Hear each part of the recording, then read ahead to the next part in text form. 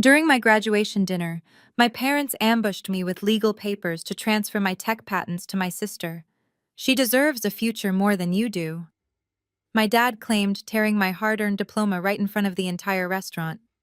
I just smiled, picked up my bag, and walked out. The next morning, a $15 million acquisition offer arrived in my inbox, and that is when everything changed. Before I continue this story, let me know where you are watching from in the comments below. Hit like and subscribe if you have ever had to cut ties with toxic relatives who only saw you as a stepping stone for their golden child. My name is Morgan Reed, 33 years old, and until recently, I was the designated scapegoat of my family. As a data scientist who built an artificial intelligence startup from the ground up, I thought earning my executive MBA would finally make my parents proud. Instead, it became the night they tried to steal my life's work. The private dining room at an upscale seafood restaurant in downtown Seattle was supposed to be a celebration. The crystal chandeliers cast a warm golden glow over the white linen tablecloths, and expensive wine glasses clinked as the waiters moved silently around us. But sitting across from my parents, Richard and Patricia, I felt the familiar, suffocating chill of their disapproval. To my left sat my younger sister Brittany, a 29-year-old lifestyle influencer whose designer dress could not hide the desperate panic in her eyes. Beside her was her husband Isaiah, a sharp, highly successful African-American venture capitalist who always looked at me like I was a failing stock he was trying to short. We had barely finished our appetizers when the atmosphere aggressively shifted. My father did not offer a toast to my graduation. He did not mention the grueling nights I spent balancing my startup with my master's program. Instead, Richard reached into his tailored suit jacket, pulled out a thick stack of legal documents, and tossed them onto the table. The heavy thud made the silverware rattle. I looked down at the bold, capitalized letters on the first page. It read, "Intellectual Property Transfer Agreement." "What is this?" I asked, my voice completely steady, despite the sudden drop in my stomach. "It is a solution to a family crisis," my father said, leaning forward and resting his elbows on the table. "Brittany's cosmetic company is going under. Her investors are pulling out and she is facing bankruptcy. We need your artificial intelligence algorithm to pivot her business model and secure a new round of funding. You are going to sign over the patent rights to her tonight." I stared at him, genuinely wondering if he had lost his mind. "You want me to give my predictive medical analysis algorithm, a complex technology I spent 3 years coding from scratch, to a failing makeup brand?" "My mother." Patricia slammed her wine glass down, her face twisting with sudden anger. "You are such a selfish child, Morgan. That useless tech project of yours is doing nothing but sitting on a server taking up space. Brittany actually has an audience. She needs this to save her brand and her reputation. You owe this family. Your father let you live in our basement for 4 years during college. You should be grateful we are even giving you a seat at this table." I looked at my mother, refusing to break eye contact, letting the years of emotional abuse fuel my clarity. "I lived in a damp, unfinished basement that flooded every spring," I replied, enunciating every word clearly so there could be no misunderstanding. "And I paid you $800 a month in rent to stay there. Meanwhile, you drained my college savings account to pay the deposit for Brittany and Isaiah's lavish destination wedding. I do not owe this family a single dime, and I certainly do not owe you my intellectual property." Isaiah chuckled softly, shaking his head with an arrogant smirk. "Come on, Morgan. You are a data scientist, not a business mogul. You do not know how to monetize this asset properly. Brittany has the brand image. I have the venture capital connections. We take your code, rebrand it as an AI beauty matching tool, and we all win. Do not be stubborn. You are completely out of your depth here, and we are throwing you a lifeline." I reached across the table and pushed the legal documents back toward my father. "I am not signing anything," I said calmly. "My algorithm is designed to predict cellular mutations, not match lipstick shades." I am not letting you butcher my life's work to bail out a vanity project that failed because Brittany spent her startup capital on designer handbags instead of product development. My father's face turned a violent shade of red. He stood up abruptly, his chair scraping loudly against the hardwood floor. Other diners in the restaurant stopped eating and turned to stare, but Richard did not care about causing a scene. He reached over and grabbed the leather folder containing my newly awarded executive MBA diploma, the very reason we were supposedly celebrating tonight. "You ungrateful, pathetic failure," he spat, his voice echoing through the elegant dining room. He gripped the thick parchment with both hands and ripped it right down the middle, the sound of tearing paper slicing through the sudden silence of the restaurant. He threw the torn halves directly at my chest, letting them flutter down onto my plate. "A piece of paper does not make you successful. You are nothing without this family's backing. Sign the transfer right now or you are no longer my daughter. Walk out that door and you are dead to us." Brittany looked at me with a smug, expectant smirk, waiting for me to break down, apologize, and surrender, just like I always did when we were kids. Patricia crossed her arms, nodding in aggressive agreement with my father's cruel ultimatum. Isaiah just watched, clearly expecting me to fold under the pressure. But they had miscalculated terribly. The scared girl, who used to cry for their approval, had died a long time ago, buried under years of their blatant favoritism and manipulation. I looked down at the torn pieces of my diploma, then back up at the 4 people who shared my blood, but never my heart. I smiled. It was a cold, empty smile that made Brittany's confident smirk immediately falter. I picked up my purse, stood up, and smoothed the front of my dress. "Keep the scraps, Richard," I said, my voice carrying clearly across the silent room so every patron could hear.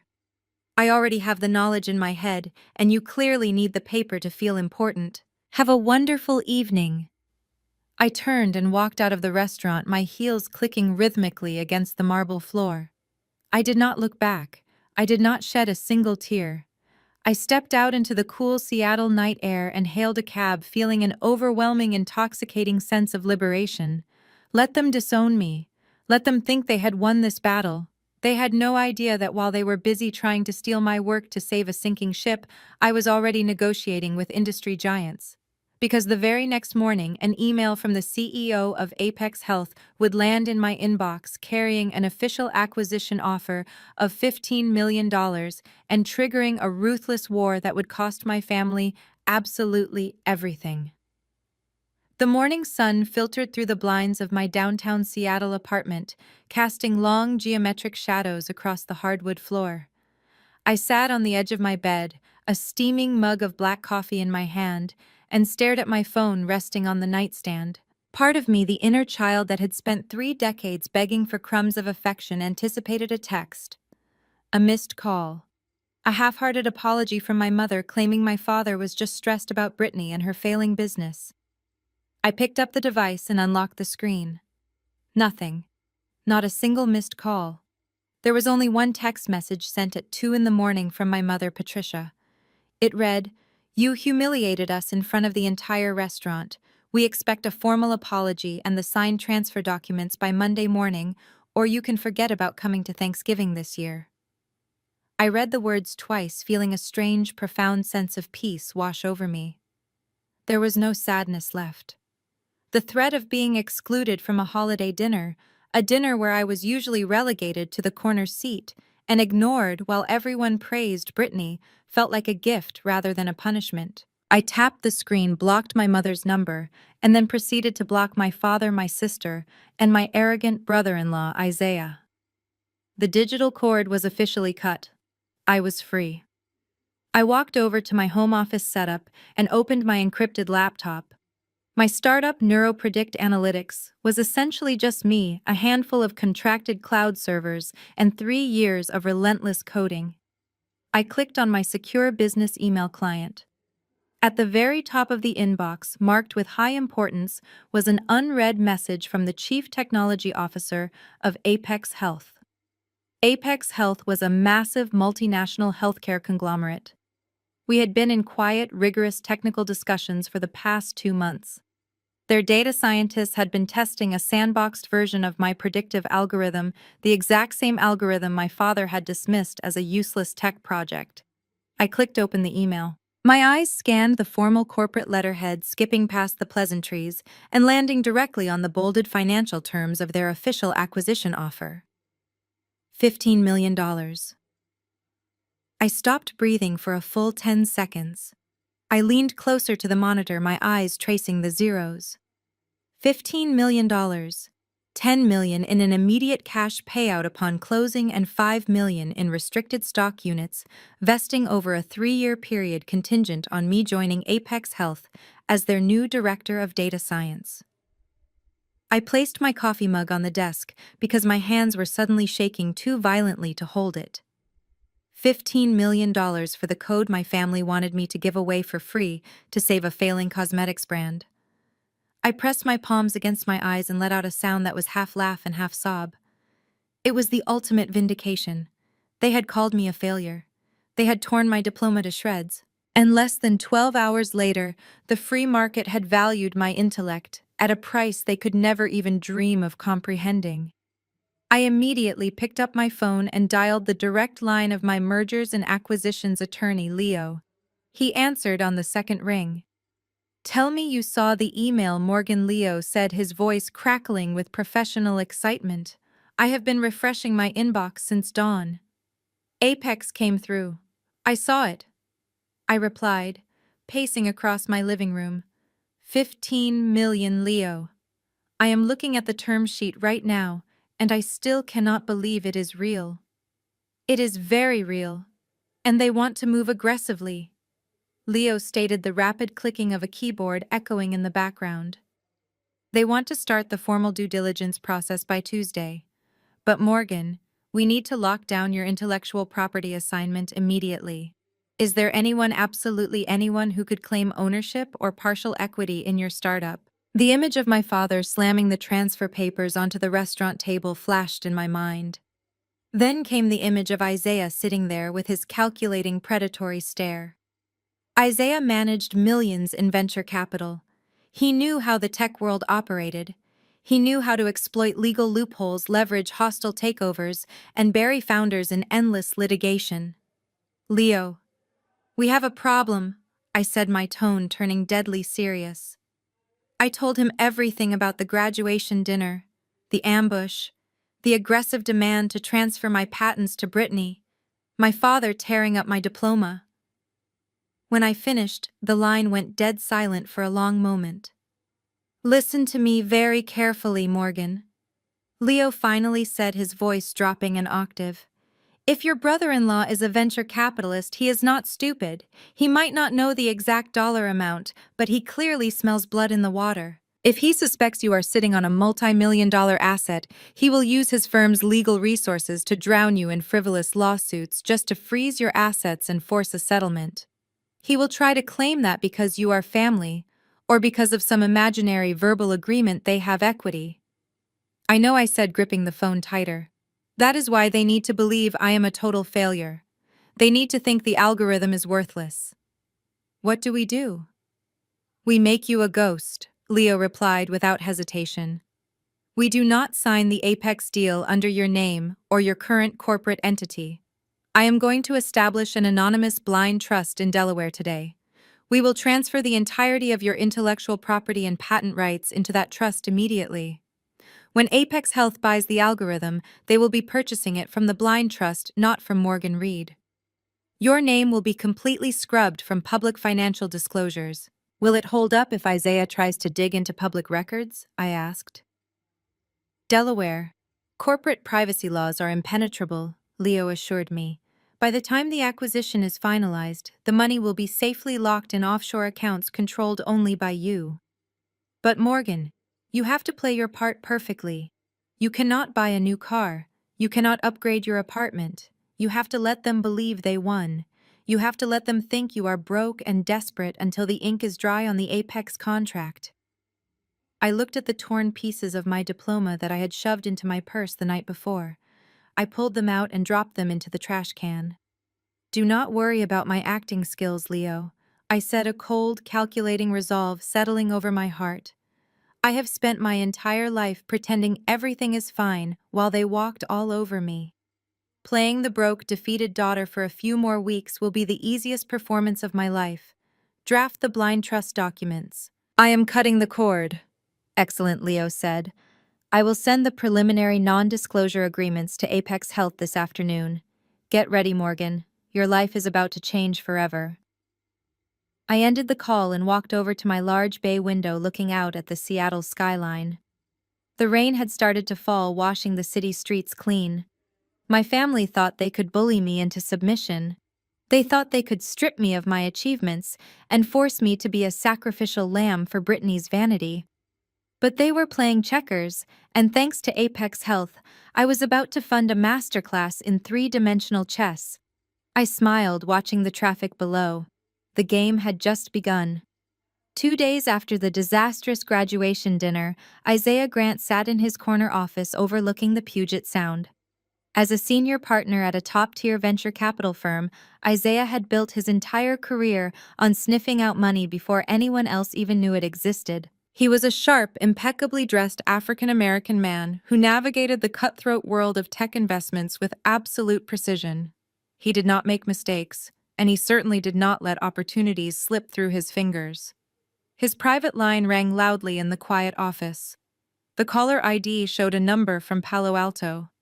It was an old college buddy who now worked as a senior acquisitions analyst at a massive private equity fund in Silicon Valley. Isaiah picked up the phone expecting the usual industry gossip about failing startups and inflated valuations. Instead, the voice on the other end delivered a piece of information that made Isaiah sit up straight in his expensive leather chair. His contact spoke quickly, detailing a massive rumor circulating through the valley. Apex Health, the global medical conglomerate, was quietly preparing a major acquisition. They were about to drop 8 figures on a completely unknown artificial intelligence startup based in Seattle. The contact mentioned that the software was a predictive cellular analysis algorithm built by a solo female founder who had just finished her executive business degree. Isaiah felt his blood run cold. His mind raced back to the dinner at the seafood restaurant. He remembered Morgan sitting across from him, calmly refusing to hand over her code. He remembered Richard yelling, calling her a failure, tearing up her degree. He remembered his own arrogant words, telling Morgan she was out of her depth. Isaiah ended the call abruptly. He pulled up his browser and began digging through every single database his firm had access to.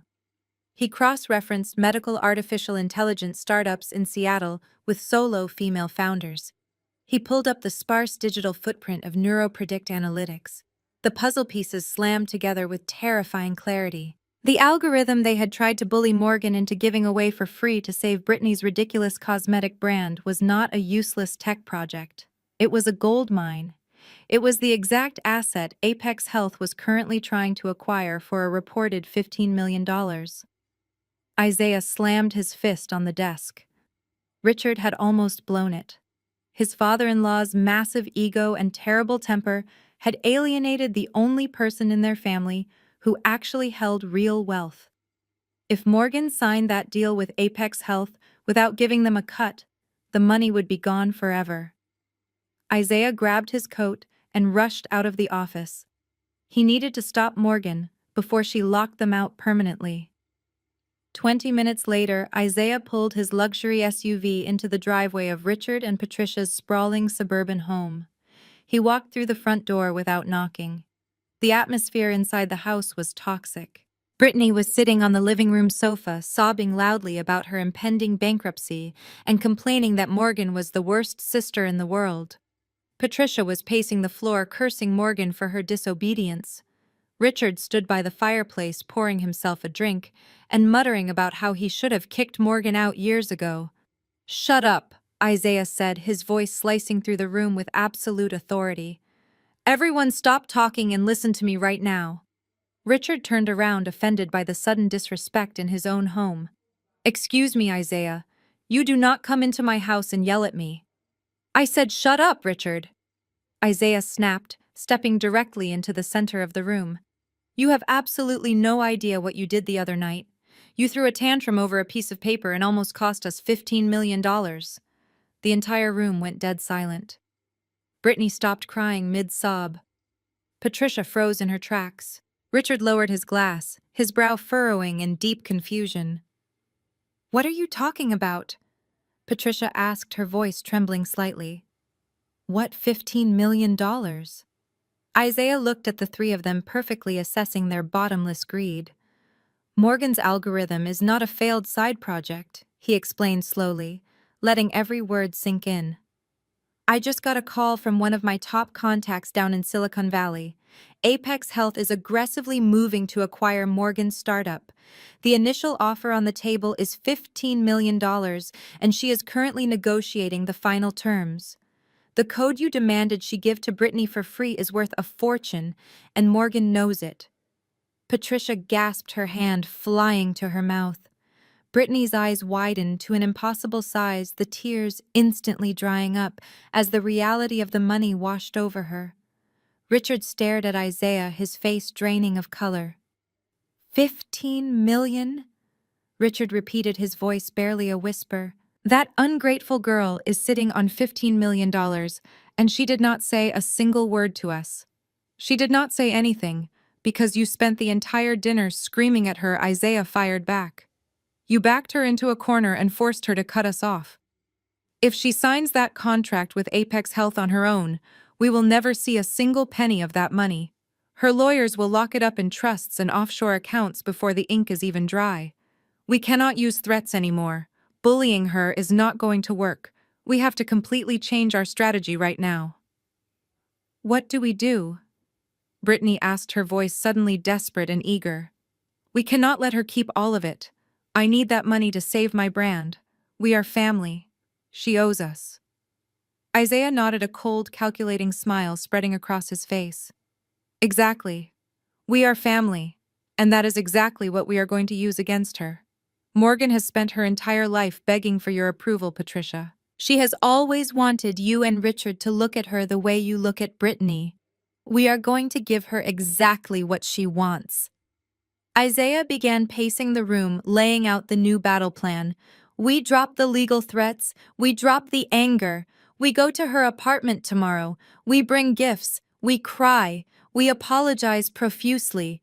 Patricia, you need to tell her that Richard was just stressed and out of his mind with worry over Brittany. You tell her that you love her, that you are so incredibly proud of her for getting her degree. We play the loving, remorseful family. We butter her up and lower her defenses." Richard looked unsure, his pride clearly wounded by the thought of apologizing to the daughter he despised. "I am not going to beg her," Richard muttered. "You will beg if you have to," Isaiah said, stepping right up to his father-in-law. "You will get down on your knees and cry if it gets us access to that intellectual property. Once she trusts us again, once she lets us back into her life, I will use my venture capital legal team to find a loophole in her company structure. We will lock her assets down before Apex can finalize the deal. But first, we have to make her believe we actually care about her." Patricia's eyes gleamed with a sudden dark understanding. She smoothed down her expensive blouse and nodded. "Isaiah is right, Richard. We have to be smart about this. We will buy her favorite pastries from that bakery down the street. We will show up looking completely heartbroken. Morgan is weak when it comes to family affection. She will fold the second I start crying." Isaiah smiled, feeling the thrill of the hunt taking over. The trap was set. They were going to weaponize Morgan's deepest emotional wounds to steal the biggest payout of their lives. They had no idea they were walking straight into a slaughterhouse. The morning sun filtered through the blinds of my downtown Seattle apartment, casting long geometric shadows across the hardwood floor. I sat on the edge of my bed, a steaming mug of black coffee in my hand, and stared at my phone resting on the nightstand. Part of me, the inner child that had spent 3 decades begging for crumbs of affection, anticipated a text, a missed call, a half-hearted apology from my mother claiming my father was just stressed about Brittany and her failing business. I picked up the device and unlocked the screen. Nothing, not a single missed call. There was only one text message sent at 2 in the morning from my mother, Patricia. It read, "You humiliated us in front of the entire restaurant. We expect a formal apology and the signed transfer documents by Monday morning, or you can forget about coming to Thanksgiving this year." I read the words twice, feeling a strange, profound sense of peace wash over me. There was no sadness left. The threat of being excluded from a holiday dinner, a dinner where I was usually relegated to the corner seat and ignored while everyone praised Brittany, felt like a gift rather than a punishment. I tapped the screen, blocked my mother's number, and then proceeded to block my father, my sister, and my arrogant brother-in-law, Isaiah. The digital cord was officially cut. I was free. The heavy downpour of the Seattle morning soon battered against my apartment windows, creating a steady, rhythmic drumming sound that perfectly matched the rapid typing of my fingers. I was deep into a secure virtual meeting with Leo, finalizing the complex blind trust structures, when the sharp, unexpected chime of my front door buzzer echoed through the quiet living room. I paused my typing. Nobody knew this address except a few trusted colleagues, and I certainly was not expecting any deliveries. I walked over to the security intercom monitor mounted on the wall and stared at the high-definition video feed. Standing outside my door, looking thoroughly drenched and holding a pristine pink pastry box from the expensive French bakery down the street, were my parents. Patricia was adjusting her designer raincoat, her face arranged in a practiced expression of deep maternal sorrow. Richard stood rigidly beside her, shifting his weight from foot to foot, clearly uncomfortable but forcing a tight, agreeable smile. My heart gave a single hard thump before settling into a cold, steady rhythm. Isaiah had done it. He had sniffed out the Apex Health acquisition and sent them here to play the ultimate game of emotional manipulation. They were here to reel me back in. I walked back to my desk, picked up my smartphone, opened the voice memo application, and pressed the bright red record button. I slipped the phone into the front pocket of my cardigan, ensuring the microphone was perfectly unobstructed. Then I took a deep breath, arranged my features into a mask of weary vulnerability, and opened the front door. "Morgan, my sweet girl." Patricia gasped the moment the door swung open. She stepped forward and threw her arms around my shoulders, burying her face in my neck. Her perfume was overpowering, a heavy floral scent that completely masked the smell of the rain. She squeezed me tightly, and I could actually feel her forcing her shoulders to shake as if she were crying. It was an Oscar-worthy performance. If I had not spent the last decade analyzing data patterns and recognizing behavioral anomalies, I might have actually believed her. "We are so incredibly sorry," Morgan Richard added, his voice dripping with manufactured remorse. He stepped into my apartment, holding out the pink bakery box like a peace offering. "I was completely out of line the other night at the restaurant. The stress of Brittany and her failing business simply broke me. I took my frustrations out on the wrong daughter. You have to forgive an old man for losing his temper. We brought you your favorite strawberry tarts." I gently pulled away from my mother's embrace, keeping my eyes wide and my posture defensive. I stepped aside, allowing them to fully enter my living room. They walked in, their eyes immediately darting around my modest space, silently calculating the value of everything they saw. Patricia wiped away a non-existent tear from her perfectly powdered cheek and reached out to touch my arm. "We love you so much," she whispered, her voice trembling with practiced emotion. "We are so proud of you for getting your master's degree. We never should have pressured you to give your hard-earned work to your sister. Isaiah made us realize how blind we have been. We just want our family back together. We want to support you and your startup properly. Let us help you grow your business, Morgan. We can be a team." I guided them toward the kitchen island, offering them a seat on the bar stools. I took the pink bakery box from my father and set it down next to my empty ceramic coffee mug. I looked at both of them, absorbing the sheer audacity of their sudden change in demeanor.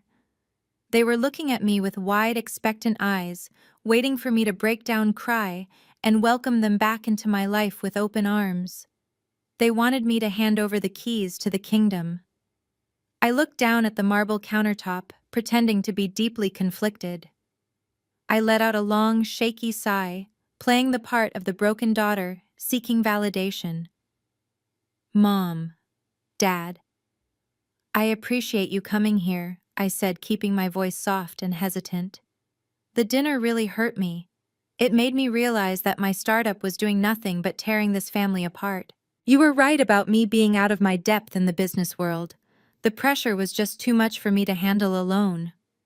Patricia leaned forward eagerly, her eyes lighting up with poorly concealed greed. Oh, sweetheart, you are not alone anymore. We are here to guide you. We can handle the corporate side of things for you. I shook my head slowly, offering them a sad, defeated smile. You are too late, I said softly. What do you mean too late? Richard asked, his polite smile faltering slightly. After the dinner, I realized I needed to cut my losses and move on. I explained, forcing my voice to sound completely exhausted. The algorithm was ruining everything. So I reached out to a small local tech firm early this morning. I sold the entire patent and all the intellectual property rights outright. The transfer is completely finalized. The silence that fell over my kitchen was absolute. It was a thick, suffocating vacuum of sound. Patricia stopped breathing. Richard froze, his hands gripping the edge of the marble island so tightly his knuckles turned stark white. You sold it, Patricia whispered, her voice entirely stripped of its warm maternal affection. Her tone was suddenly sharp and metallic. Yes, I replied, maintaining my facade of innocent relief. I sold it for $50,000. It is enough to pay off my student loans and completely clear my credit card debt. I am finally free from the financial burden. I thought you would be happy for me. The transformation was instantaneous and terrifying. The mask of the loving, remorseful parents did not just slip, it shattered into a million jagged pieces. Patricia's face contorted into a mask of pure, unadulterated hatred. Her eyes widened, blazing with a fury so intense it made her look almost demonic. $50,000, Richard roared, the sound exploding from his chest like a detonation. He lunged forward, his face turning a dangerous mottled purple. He grabbed my heavy ceramic coffee mug off the kitchen counter and hurled it straight down onto the hardwood floor. The mug shattered instantly, sending sharp shards of ceramic and dark coffee exploding across the room, splashing against my cabinets and my shoes. You stupid, worthless idiot, Richard screamed, spit flying from his lips as he slammed his fists down onto the marble island. You absolute moron. $50,000. Isaiah told us Apex Health was offering you $15 million. $15 million, Morgan. You gave away our fortune for pennies. You threw away $15 million of our family's money just to pay off your pathetic student loans. Patricia lunged toward me, her manicured fingers curling into claws, though she stopped just short of crossing the kitchen island. You ruined us! She shrieked, her voice echoing violently off the walls. That money was going to save Brittany. That money belonged to this family. Isaiah had a plan to secure it, and you threw it in the garbage because you are too stupid to know what you possess. You selfish, vindictive little failure. I stood perfectly still amidst the screaming and the shattered ceramic on my floor. I did not flinch. I did not step back. I just looked at them, watching them expose the ugliest, most venal parts of their souls over a sum of money they believed they were entitled to. The contrast between the crying, apologetic parents from 2 minutes ago and the raging, greedy monsters standing before me now was a masterpiece of human depravity. My hand casually slipped into my cardigan pocket, my fingers brushing against the smooth surface of my smartphone. The recording was capturing every single second of their violent, extortionate meltdown. They had just freely admitted on tape that they knew about the Apex Health acquisition, that Isaiah was orchestrating a plan to steal it, and that their apology was nothing but a calculated financial trap. I looked at my father's purple face and my mother's hateful eyes. I smiled a genuine, terrifying smile that made both of them suddenly stop screaming. I had everything I needed. I pointed to the door. Get out of my apartment before I call building security and have you both escorted out in handcuffs.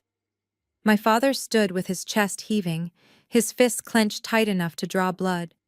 He looked like he wanted to break more than just a coffee mug, but the cold and dead expression on my face finally made him hesitate. He grabbed my mother by the arm, dragging her toward the hallway.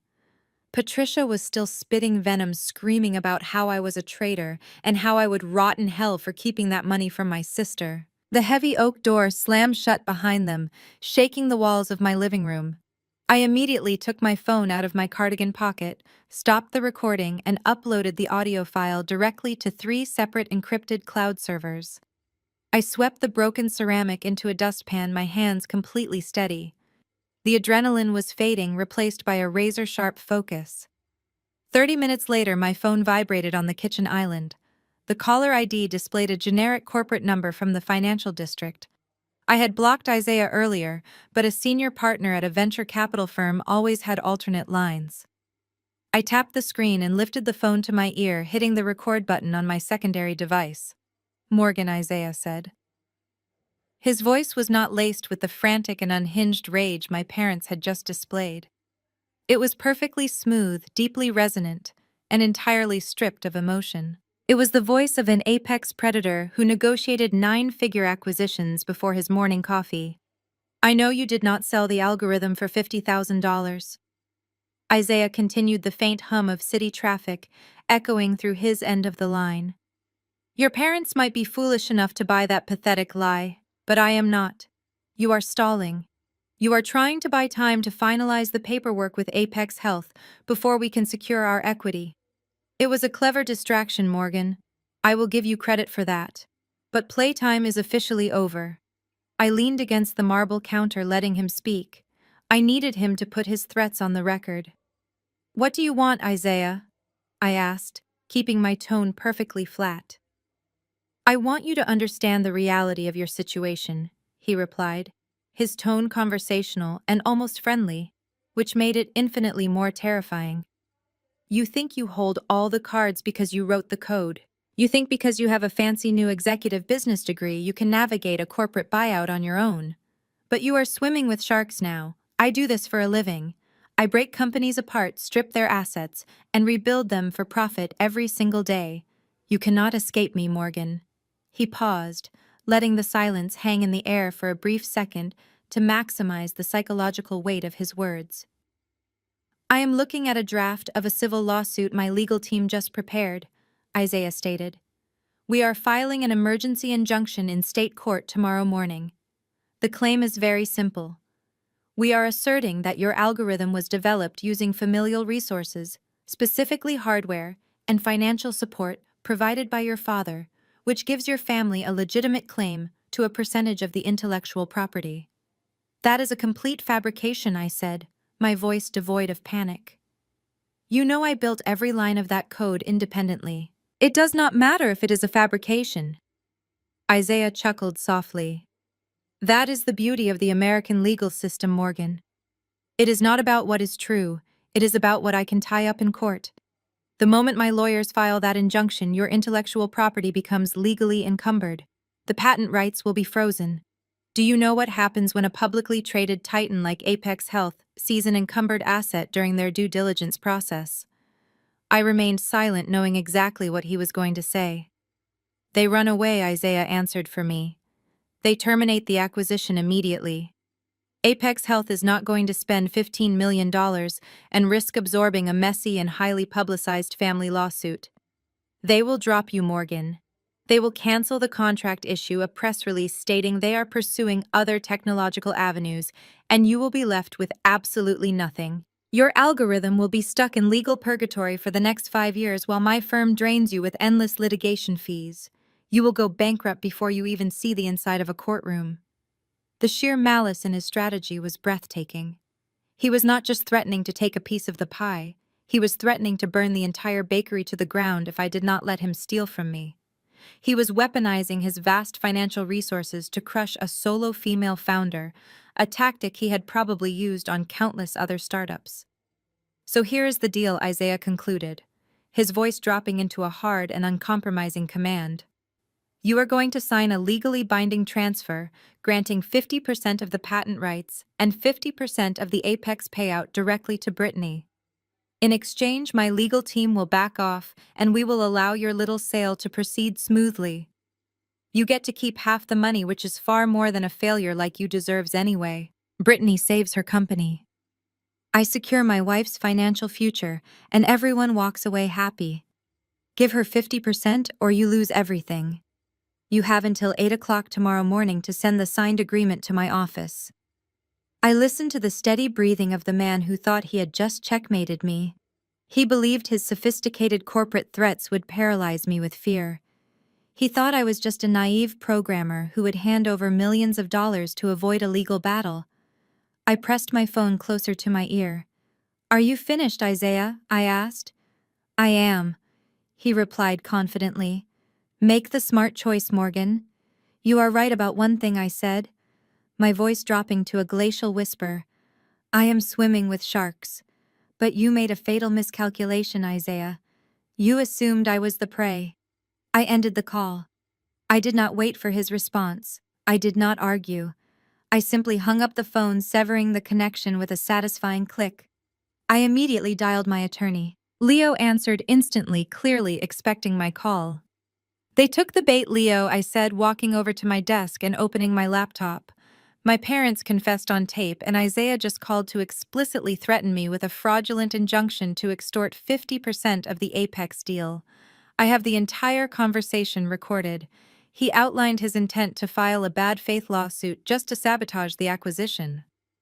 Leo let out a sharp whistle of approval. He just handed us the rope to hang him with Morgan. Extortion, tortious interference with prospective economic advantage, and bad faith litigation. If he files that injunction, he is committing career suicide. But we cannot wait for him to strike first. We need to accelerate the blind trust transfer tonight. "Do it!" I commanded, my fingers flying across my keyboard as I transferred the new audio files to our shared secure drive. Transfer every single line of code, every patent right, and every proprietary asset into the anonymous Delaware Trust. Lock it all down before the courts even open tomorrow. "Consider it done," Leo said. "By the time the sun rises, Morgan Reed will officially own absolutely nothing, and your family will be chasing a ghost." I closed my laptop, the screen going dark. The war had officially begun, and I was ready to destroy them all. The sharp knock on my apartment door came precisely at 8 in the morning. I was already dressed in a tailored blazer and slacks, sitting at my kitchen island with my laptop open. I walked to the door, checking the security monitor. A man in a beige windbreaker stood in the hallway holding a thick manila envelope. I knew exactly what it was before I even turned the deadbolt. Isaiah was a man of his word when it came to deploying his wealth to crush his enemies. "Are you Morgan Reed?" the man asked, his expression completely bored. "I am," I replied, keeping my voice steady. "You have been served," he said, thrusting the heavy envelope into my hands, before turning around and walking toward the elevator. I closed the door, locked it, and carried the package over to my marble counter. I sliced open the top and pulled out a massive stack of legal documents. The seal of the King County Superior Court was stamped across the first page. I scanned the bold, capitalized text. It was an official petition for a temporary restraining order and a preliminary injunction. The plaintiffs listed were Richard Reed, Patricia Reed, and Brittany Grant. They were being represented by a highly aggressive, notoriously expensive corporate litigation firm that Isaiah frequently used for his venture capital disputes. I immediately dialed my attorney. Leo answered on the first ring. "They filed it, Leo," I said, staring at the injunction papers. "I am holding the temporary restraining order in my hands right now. I just received the electronic notification from the court clerk." Leo replied, his tone laced with a mixture of professional outrage and disbelief. "Morgan, I have seen a lot of frivolous lawsuits in my career, but the legal argument Isaiah and your family put together is absolutely unhinged. Have you read their core claim yet?" I flipped to the third page of the filing, my eyes scanning the dense legal jargon. When I reached the primary argument, a harsh, humorless laugh escaped my lips. "This has to be a joke," I said, gripping the paper. "They are claiming my artificial intelligence algorithm is family property because of a laptop. It is a masterclass in bad faith litigation." Leo sighed heavily. Isaiah's lawyers crafted a completely fabricated narrative. They are arguing that 10 years ago on your 23rd birthday, your father purchased a consumer-grade laptop for you. They are officially classifying that $600 piece of plastic as seed capital and familial infrastructure, because they allege the absolute earliest genesis of your coding took place on hardware funded by the Reed family. They are claiming your entire startup is a joint family venture.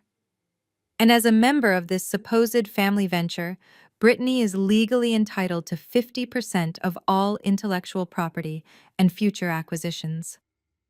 I stared at the document feeling a potent mix of absolute disgust and sheer amazement at their audacity. The laptop my father had bought me a decade ago was a cheap entry-level machine. I remembered that birthday vividly. Richard had complained for an hour about the price tag, calling me a financial burden while handing over the receipt. That computer could barely run basic word processing programs, let alone compile complex data structures. Leo, this is technologically absurd, I said, my voice rising with righteous indignation. My predictive medical algorithm relies on deep machine learning models. You cannot train a neural network on a 10-year-old commercial laptop. It would literally melt the motherboard. The entire architecture of my code was built exclusively on Amazon Web Services cloud servers, which I paid for entirely out of my own pocket, using my salary as a data scientist. I have years of credit card statements to prove it. I know that, and you know that, Leo explained patiently. But a superior court judge pushing 65 years old does not understand cloud computing infrastructure or machine learning. All the judge sees is a wealthy venture capitalist backing a family dispute over a contested business asset. Isaiah deliberately filed an emergency motion claiming you were actively attempting to liquidate disputed family assets. Judges almost always grant a temporary freeze in these situations just to maintain the status quo until a formal evidentiary hearing can take place. I flipped to the final page, my stomach tightening. The judge's signature was there in bold black ink. The injunction was fully active. What does this mean for the acquisition? I asked, dreading the answer. Before Leo could respond, a secondary incoming call beeped on my phone. The caller ID flashed the corporate number for Apex Health. The timing was too perfect to be a coincidence. Isaiah had undoubtedly made sure the corporate attorneys at Apex received a copy of the injunction the very second the judge signed it. Apex is calling me right now, I told Leo. Answer it, Leo commanded. Do not sound panicked. Sound annoyed. Tell them we are handling a frivolous nuisance suit and that it will be resolved shortly. I switched over to the incoming call, taking a slow, deep breath to steady my heart rate. This is Morgan Reed, I answered smoothly. Morgan, this is David, the lead acquisitions counsel for Apex Health. The voice on the other end was stripped of the warm, congratulatory tone they had used yesterday. It was strictly business cold and risk-averse. We just received an emergency injunction filing from a Seattle court regarding NeuroPredict Analytics. The document names multiple family members claiming 50% equity in your algorithm. It is a completely baseless extortion attempt by my estranged family, David, I replied, projecting absolute confidence. My brother-in-law works in venture capital and is attempting to use a frivolous legal loophole regarding a 10-year-old birthday gift to hijack this deal. I am the sole author and owner of the code. My legal team is already filing a motion to dismiss. I appreciate the context, Morgan, David said, but you know how corporate compliance works. Apex Health cannot acquire encumbered intellectual property. If we buy your algorithm while it is under a legal freeze, we absorb the lawsuit.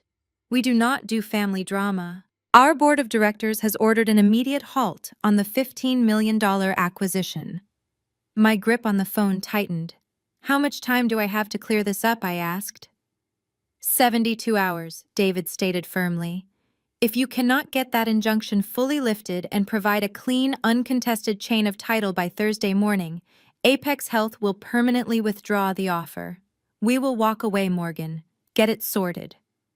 The line clicked dead. I lowered the phone, staring blankly at the wall of my apartment. Isaiah knew exactly what he was doing. He did not need to win the lawsuit to destroy me. He only needed to delay the process long enough for Apex to get spooked and pull their $15 million off the table. He was betting that the sheer terror of losing a life-changing fortune would force me to surrender. He expected me to call him crying, begging to sign over half my life's work to Brittany, just to salvage the remainder of the deal. I called Leo back, my jaw set, my eyes narrowing with a cold, unforgiving determination. Apex gave us 72 hours or they walk, I told my lawyer. Leo swore loudly under his breath. That is a brutal timeline, Morgan. Isaiah has us pinned. We have to rush a hearing, but court dockets are packed. No, I said, my voice dropping to a dangerous, icy whisper. We are not going to play defense anymore. Isaiah wants a war of attrition. He wants to drain my resources and run out the clock. But he does not realize that I have every single receipt, every single line of code history, and every single digital footprint mapping back a decade. We are not just going to lift this injunction, Leo. We are going to build a legal trap so devastating it will rip his entire venture capital career to shreds. Tell me what you need, Leo said, matching my newfound aggression. I need you to prepare a massive countersuit for tortious interference, I commanded. And I am going to tear my apartment apart to find the financial records from 10 years ago. They want to talk about family property. I am going to show the judge exactly what kind of family they really are. I spent the next 6 hours tearing my apartment apart. I dragged heavy plastic storage bins out from the back of my closet, dumping old tax returns, bank statements, and college receipts onto the living room floor. I needed paper trails. I needed the physical proof of every single server hosting fee I paid while waitressing during my early 20s. My hands were covered in dust, but my mind was operating with crystalline precision. Just as I found the crucial folder containing my original Amazon Web Services billing history, my phone began to vibrate on the kitchen counter. It was not a steady, rhythmic ring. It was a continuous, violent buzzing, the sound of a device receiving dozens of push notifications in rapid succession. I wiped my hands on my jeans and walked over to the screen. My lock screen was an absolute waterfall of alerts from professional networking sites and various local news aggregator applications. I tapped on the first news alert, my heart sinking as the page loaded. The headline on Seattle Tech Insider, a widely read industry blog, was written in bold, sensationalist font. It read, "Local AI founder defrauds family to secure $15 million buyout." I clicked the link, my eyes scanning the article with mounting horror. The piece was incredibly detailed, far too detailed for a random journalist to have written overnight. It cited anonymous sources close to the family, claiming that I, Morgan Reed, had secretly negotiated a massive corporate acquisition using proprietary technology funded entirely by my elderly parents. The article painted a devastating picture. It described my father as a generous, hardworking man who had sacrificed his own retirement to buy the computer equipment necessary to launch my career. It framed me as a ruthless, greedy sociopath who was now cutting her loving family out of their rightful equity, just days before closing the biggest deal of the year. Isaiah had not just leaked the injunction to Apex Health. He had used his vast venture capital media connections to orchestrate a highly coordinated, perfectly timed smear campaign. He was weaponizing public opinion, hoping the sheer weight of public humiliation would break my spirit. Before I could even process the full scope of the article, my phone vibrated again. A search engine alert I had set up for my startup's name flashed across the screen. This time, it was a link to a social media video. I opened the application. There was my sister Brittany broadcasting live to her hundreds of thousands of lifestyle followers. She was sitting on the plush velvet sofa in our parents' suburban living room. She wore no makeup. Her hair was deliberately messy, and her eyes were red and swollen. It was a masterful, calculated performance of absolute victimhood. "I never thought I would have to make a video like this," Brittany said to the camera, her voice trembling perfectly. She wiped a tear from her cheek, staring directly into the lens. "My sister Morgan is about to close a massive tech deal, and instead of helping the family who supported her, who housed her, and who paid for her equipment, she is legally trying to bankrupt our parents." Brittany paused, letting out a soft, dramatic sob. My beauty brand is struggling and Morgan promised to help me. But the second she saw a bigger paycheck, she turned her back on all of us. She served my parents with legal threats. She is trying to throw us out on the street just so she can keep all the millions for herself. I am just so heartbroken. How can someone be so cruel to their own flesh and blood? The video had already amassed 500,000 views in less than 2 hours. Below the video, the comment section was an absolute bloodbath of internet outrage. Thousands of strangers, people who knew absolutely nothing about the years of emotional abuse I had endured, were tearing me to pieces. They called me a monster. They called me a greedy corporate snake. One comment with thousands of likes demanded that Apex Health drop the acquisition immediately. Another tagged my personal business accounts, calling for a total boycott of NeuroPredict Analytics. My inbox was flooding with hateful emails from Britney's fanatic followers, some of them containing explicit death threats. The sheer scale of the character assassination was suffocating. Isaiah knew that venture capital firms and massive conglomerates like Apex hated public relations nightmares. By turning me into a viral villain, he was actively trying to force Apex to run away, ensuring that his 72-hour deadline would be my absolute execution. My hands shook as I scrolled through the endless stream of venomous messages. The scared, isolated girl inside me screamed to post a response. I wanted to turn on my camera and scream the truth. I wanted to tell the world about the damp basement, the exorbitant rent my parents charged me, and the fact that Richard had torn my diploma to shreds in a crowded restaurant. I wanted to post the audio recording of Isaiah blatantly extorting me. I actually typed out a furious defense on my keyboard, my fingers hitting the keys with enough force to crack them. But right before I hit the publish button, I stopped. I stared at the blinking cursor. If I posted the truth now, it would just turn into a chaotic internet brawl. Isaiah would use his expensive legal team to spin my defense as unhinged rambling. I would be playing his game on his turf, fighting in the mud, while he sat safely in his glass office. I deleted the drafted post. I closed the social media applications. I picked up my phone and dialed my lawyer. Leo answered immediately, the sound of furious typing echoing in the background. "Tell me you are not reading the Seattle Tech Insider piece," Leo said, his voice tight with anger. "I read it," I replied, my voice stripped of all emotion, cold and hollow. "I saw Britney's video too. My inbox is currently a digital mob demanding my head on a spike. Isaiah is trying to burn my reputation to the ground so Apex Health drops me before Thursday. Do not post anything," Morgan, Leo ordered sharply. "Do not defend yourself online. Do not comment. Do not engage with the trolls. We are downloading every single article, every video, and every comment. Isaiah just handed us the holy grail of defamation and tortious interference evidence. He is trying to manipulate a corporate buyout through public slander. The damages we are going to claim in the countersuit just multiplied by a factor of 10. I am not going to say a single word, Leo, I promised, looking down at the stack of 10-year-old server receipts scattered across my living room floor. Let them paint me as the villain. Let Britney cry for the cameras. Let Isaiah think his little media blitz is working. When we walk into that boardroom, I am not just going to clear my name. I am going to make sure the financial fallout destroys them so completely they will never be able to afford a network connection to post a video ever again. I ended the call and tossed my phone onto the sofa, ignoring the continuous buzzing of new hate mail. I knelt back down on the hardwood floor, picked up my highlighter, and went back to work. The internet could scream all it wanted. I was building a guillotine, and I needed the measurements to be absolutely perfect. The digital mob howled outside my virtual windows all night, but inside my apartment, there was only the sound of rustling paper and the hum of my laptop cooling fan. I had muted every notification. My phone sat face down on the kitchen island, vibrating violently against the marble every few seconds, as Britney's followers continued their coordinated assault.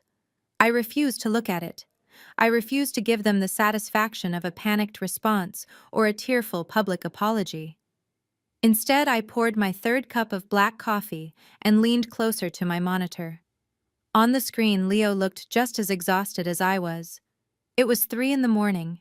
His tie was loosened, his sleeves rolled up, and his desk was covered in empty energy drink cans.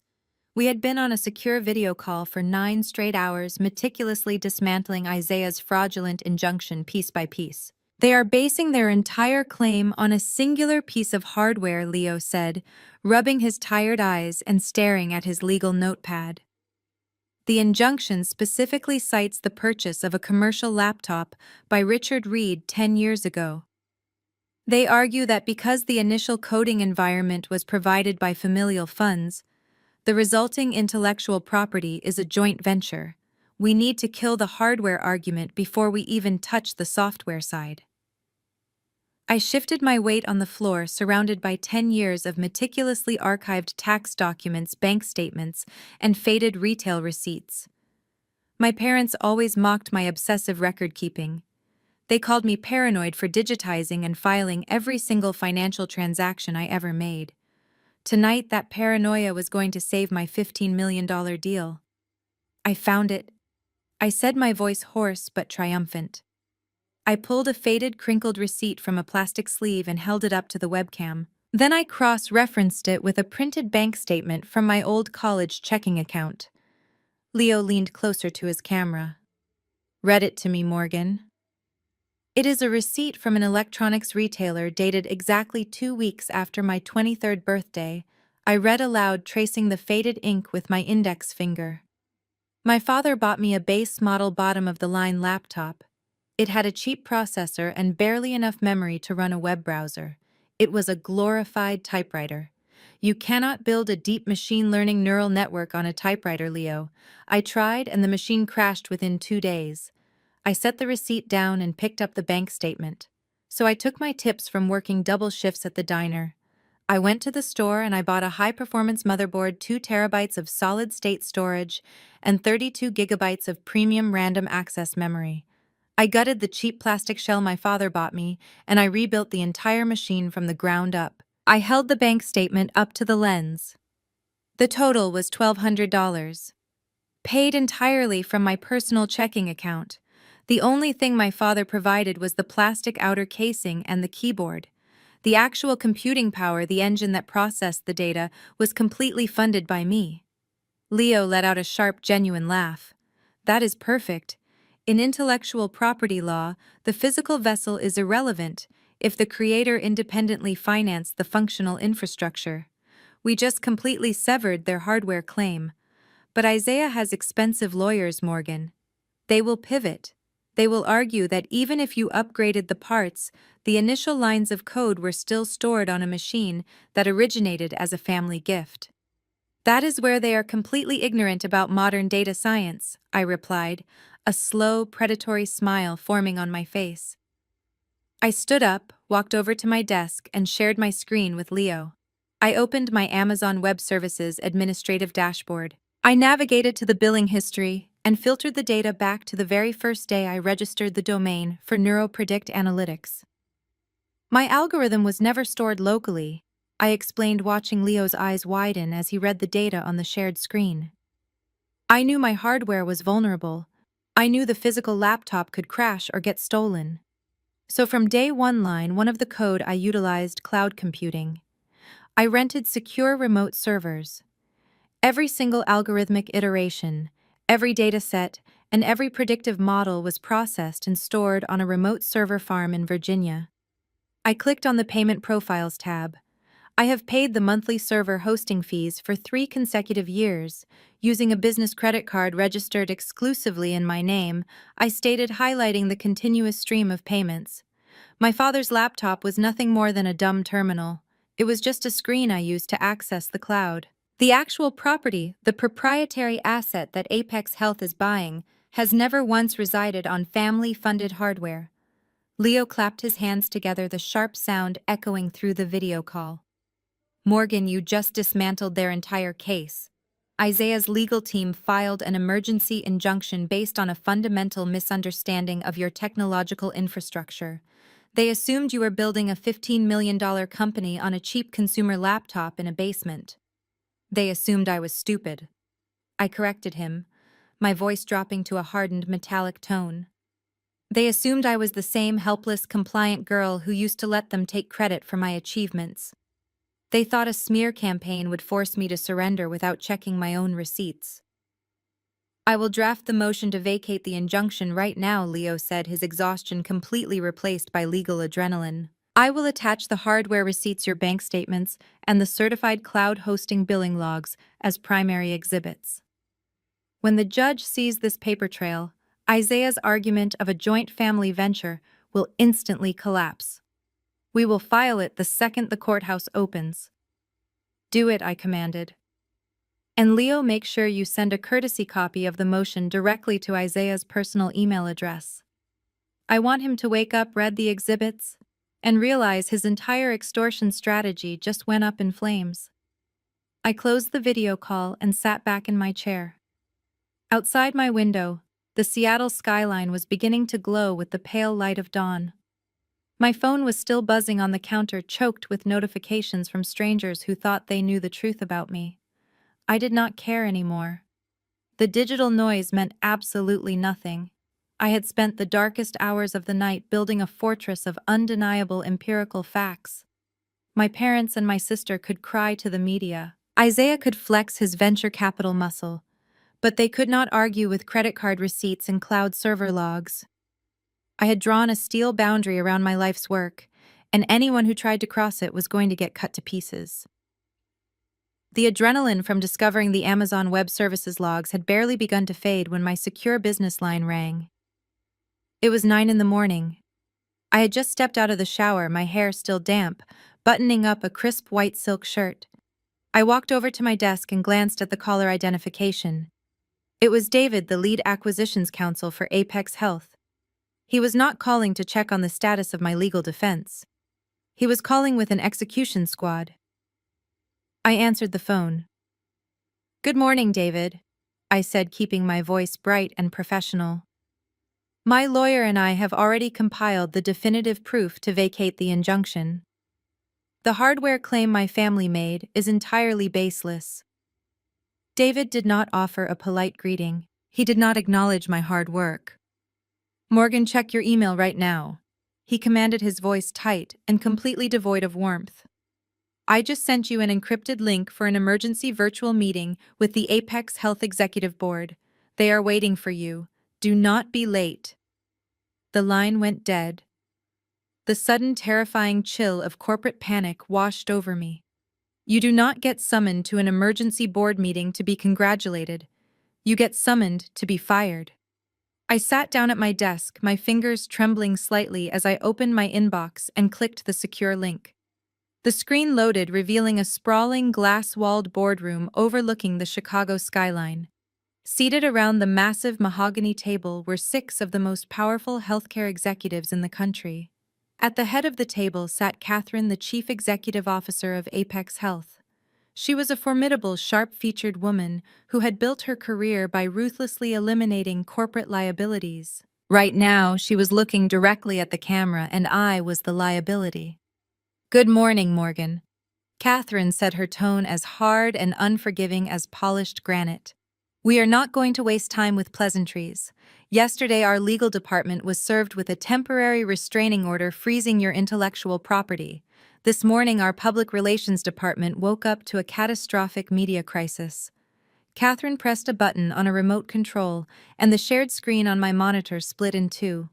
On one side, I saw the faces of the board members. On the other side, a video began to play. It was Brittany. My sister was sitting on our parents' sofa, tears streaming down her perfectly contoured face, telling hundreds of thousands of viewers that I was bankrupting our elderly parents and stealing the family fortune. The video had completely exploded overnight. It was trending across every major social media platform. Below the video, Catherine pulled up the Seattle Tech Insider article that Isaiah had funded, highlighting the vicious, defamatory headlines accusing me of corporate fraud. I stared at the screen, my stomach twisting into painful knots. "Catherine, I can explain." I started leaning forward toward my microphone. "That video is a highly coordinated smear campaign orchestrated by my brother-in-law. He is a venture capitalist attempting to extort 50% of this acquisition by weaponizing my family against me. My attorney and I have spent the entire night gathering the financial receipts and cloud server logs. I can prove to you right now that my algorithm was built entirely independently.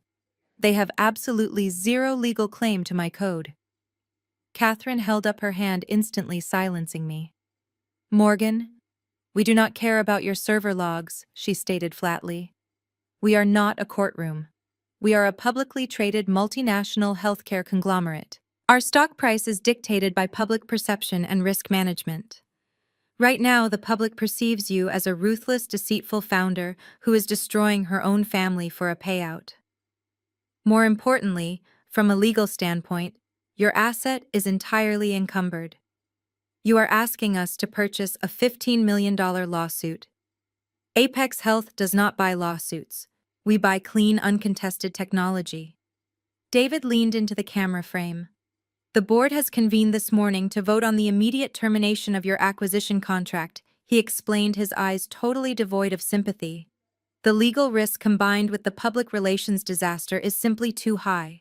We cannot introduce your algorithm into our hospital networks if there is even a fractional chance that a judge might award equity to a venture capital firm backing your sister.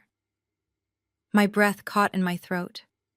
I felt the walls of my apartment closing in on me. I had survived the emotional abuse of my parents. I had survived the humiliation at the restaurant. I had built an impenetrable defense against their fraudulent legal claims. But I was losing the war of perception. Isaiah had outplayed me. He knew he could never win the actual lawsuit, so he bypassed the law and attacked my corporate viability. He was poisoning the well so Apex would refuse to drink. Please, I said, forcing my voice to remain steady, refusing to let them see me panic. Do not walk away from a revolutionary medical technology because of a fabricated internet scandal. You know the predictive capabilities of my algorithm. You know it will save thousands of lives and save your hospital networks millions of dollars in diagnostic inefficiencies. I just need time to get this injunction thrown out of court. Catherine looked at me, her expression unreadable. She glanced at the other board members, a silent communication passing between the corporate titans. Finally, she turned her sharp gaze back to the camera. We recognize the value of your code, Morgan. Catherine said, her voice lowering into a final absolute declaration. That is the only reason we are giving you this ultimatum instead of immediately terminating the deal. You have exactly 48 hours. I blinked, the words echoing in my mind. 48 hours. If that temporary restraining order is not completely vacated by a judge, and if your chain of title is not perfectly clean by 9 a.m. on Thursday, we are done. Catherine continued. We will permanently withdraw the $15 million offer. We will issue a press release stating that due to unforeseen legal complications on the part of the founder, Apex Health has terminated all negotiations with NeuroPredict Analytics. You have 2 days, Morgan. Fix your family problem or you lose everything. The screen went black. They terminated the connection without saying goodbye. I sat alone in my silent apartment, staring at my reflection in the dark monitor. 48 hours. It was a death sentence. The American legal system moved at a glacial pace. Getting an emergency hearing scheduled, presenting the evidence, and securing a formal dismissal order from a judge within 2 days was virtually impossible. Courts were backlogged for weeks. Isaiah knew this. He had orchestrated the perfect corporate assassination. He filed the injunction, knowing I had the evidence to beat it, but also knowing I would never have the time to present that evidence before Apex pulled the plug. He had backed me against the edge of a cliff, and the clock was ticking down to my absolute ruin. I grabbed my phone and dialed my lawyer. Leo. I said, my voice trembling with a terrifying mixture of rage and desperation. Apex just gave me 48 hours to lift the injunction, or they kill the deal, forever. Leo swore violently on the other end of the line. Morgan, that is a suicide mission. We cannot force a judge to hear a motion to dismiss in 2 days. The procedural timeline simply does not allow it.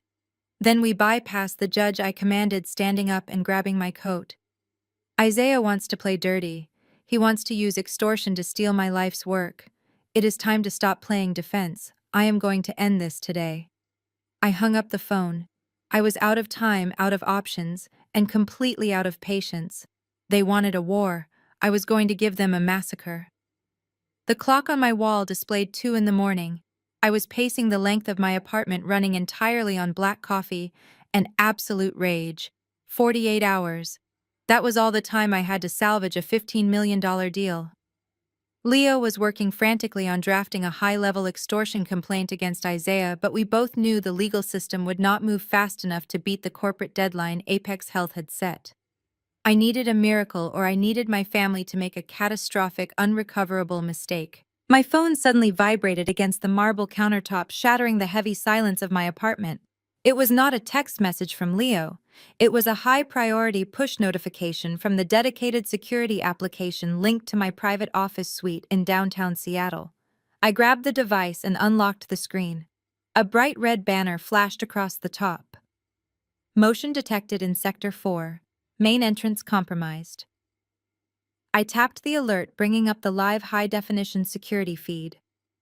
My physical office space for NeuroPredict Analytics was modest, consisting of a small reception area, a server closet, and a main workspace enclosed entirely in frosted glass. I had installed military-grade cameras 3 months ago to protect client medical data files. Right now, those cameras were broadcasting a scene so entirely absurd, I actually had to blink to ensure I was not hallucinating from sleep deprivation. Standing in the dimly lit reception area of my office, illuminated by the harsh glare of the emergency exit signs, were my mother and my sister.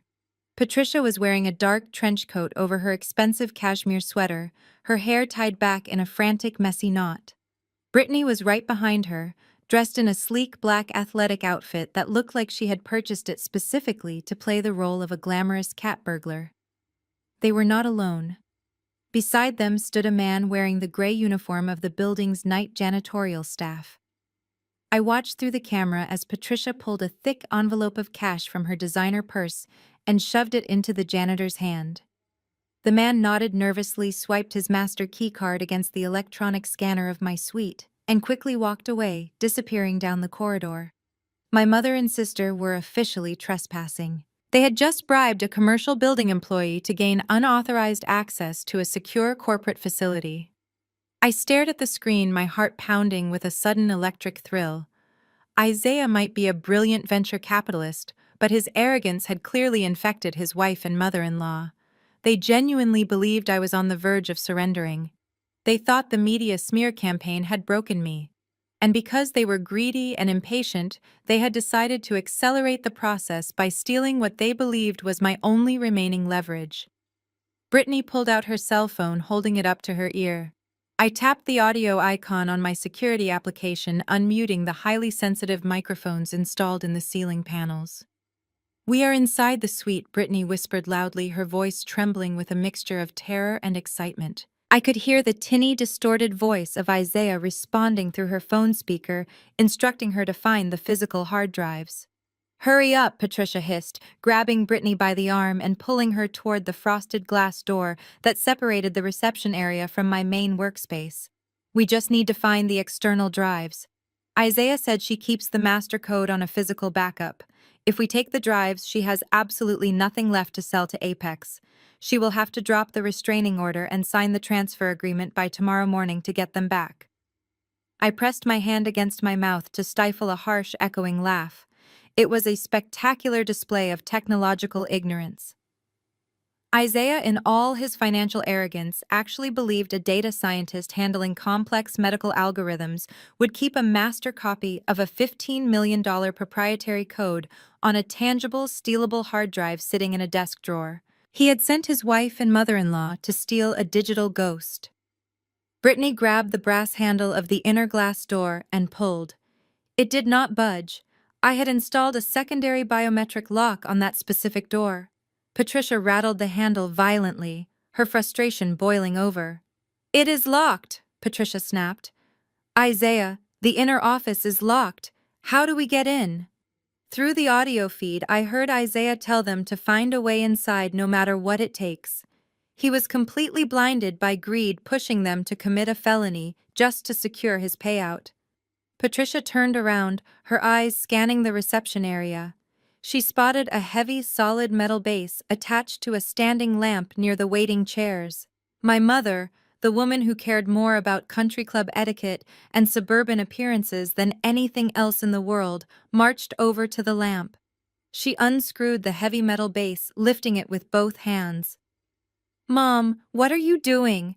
Brittany gasped, taking a step back. "We are not losing $15 million because of a glass door," Patricia growled. She swung the heavy metal base directly into the center of the frosted glass. The impact was deafening. The tempered glass shattered instantly, exploding inward and showering my office carpet with thousands of glittering, sharp fragments. The piercing wail of the localized glass break alarm began to blare, a high-pitched siren that echoed through the empty commercial building. Patricia and Brittany completely ignored the alarm. They stepped carefully through the shattered frame, their designer shoes crunching over the broken glass, and rushed directly toward my main desk. They began pulling out drawers, frantically tossing files, empty flash drives, and stationery onto the floor. They were tearing my workspace apart with the desperate, frantic energy of wild animals looking for a meal. "Where is it?" Patricia yelled over the sound of the alarm, ripping the cables out of the back of my desktop monitor. "Find the black boxes. Find the storage drives." Brittany was throwing my reference books off the shelves, her breath coming in ragged, panicked gasps. "I do not see anything," she cried out. "There are just empty folders." I sat in my apartment watching the two women who had tormented me my entire life commit severe corporate sabotage on live high-definition video. They were destroying property. They were trespassing. They were actively searching for intellectual property to steal for financial extortion. The 48-hour deadline Apex Health had given me was no longer a death sentence. It was just enough time to watch my family walk straight into a prison cell. I leaned back in my chair, tracing the edge of my phone case. They wanted to play dirty. They wanted to break into my world and steal my future. I was going to make sure they never saw the outside of a courtroom again. I watched the high-definition feed as my mother and sister frantically tore my office apart. They were ripping open filing cabinets, dumping out perfectly organized client contracts, and throwing empty external drives onto the glass-covered floor. They were entirely consumed by their own greed, completely unaware that they were starring in a live broadcast that would end their freedom. I reached out and tapped the primary control panel on my security application. My finger hovered over the red icon labeled Lockdown Protocol. I did not hesitate. I pressed it firmly. Instantly, a loud mechanical hum echoed through the audio feed. At the front entrance of my office suite, heavy reinforced steel security shutters dropped from the ceiling, slamming into the floor with a terrifying metallic crash. The magnetic locks engaged simultaneously, securing the perimeter with thousands of pounds of force. The exit was completely sealed. Patricia froze, dropping a stack of manila folders. She spun around, staring at the steel shutters that had just trapped them inside. Brittany let out a sharp shriek of pure panic. She ran toward the shattered glass doorway, her designer sneakers slipping on the debris, and threw her weight against the secondary reinforced doors leading out to the hallway. They did not budge. Isaiah Brittany screamed into her phone, her voice cracking with absolute terror. The doors just locked. The metal gates came down. "We are trapped inside the office." I did not wait to hear Isaiah's panicked response.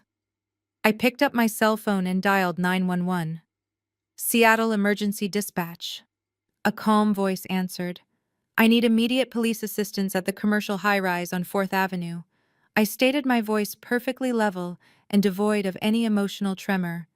"I am the founder of NeuroPredict Analytics. I am currently monitoring a live security feed of two intruders who have bribed building staff, shattered the glass entry doors, and are actively ransacking my corporate suite to steal intellectual property. I have engaged the remote lockdown protocol. They are trapped inside the main workspace." The dispatcher typed rapidly. "Units are being dispatched immediately to your location. Are the suspects armed?" "They are armed with an extreme sense of entitlement," I replied coldly, "but no firearms are visible."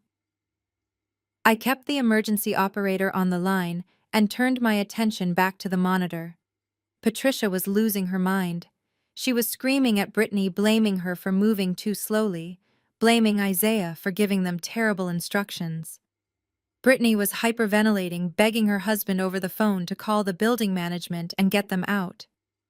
Through the high-sensitivity microphones, I heard the heavy echoing thud of police boots rushing down the commercial hallway. The muffled voices of Seattle police officers demanded access. I tapped another button on my application, remotely disengaging the outer steel shutters to let the authorities inside.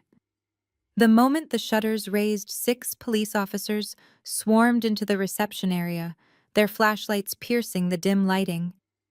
They drew their tasers, shouting aggressive commands through the shattered glass frame. "Put your hands in the air and step away from the desks," the lead officer roared. "Do it right now." Patricia threw her hands up her face, draining of all color. She immediately shifted into her favorite role, the innocent persecuted victim. "Officer, please, you do not understand," Patricia cried out, her voice trembling with manufactured tears. "I am the mother of the woman who owns this company. We are just looking for some family documents.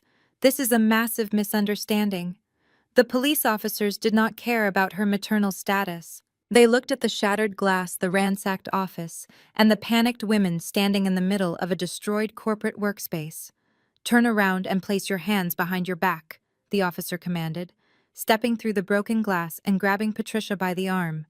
"You cannot do this to me," Patricia shrieked, struggling against the officer's grip. "I am Patricia Reed. I am a respected member of this community. My daughter is a billionaire. She will have your badge for this. Let me go." The sharp, unmistakable click of metal handcuffs snapping shut echoed through my speakers. Brittany was sobbing hysterically as another officer secured her wrists behind her back. She dropped her phone onto the carpet. The call with Isaiah was still connected, broadcasting the entire arrest directly to his ear. "Isaiah, please help us," Brittany wailed as she was marched toward the exit. The line went dead. Isaiah had hung up. I watched the feed as the police cleared my office, leaving it empty and silent once again. I ended the call with the dispatcher, leaned back in my chair, and took a deep breath. My mother and sister were on their way to a holding cell, facing felony charges for commercial burglary and corporate espionage. The 48-hour deadline Apex Health had given me was no longer a ticking time bomb. The people trying to steal my life's work were currently sitting in the back of a police cruiser. But the war was not entirely over. While Patricia and Brittany were taking the physical fall, the true architect of this disaster was still sitting safely in his luxury home. The next morning, the harsh reality of Isaiah Grant's desperation began to fully surface.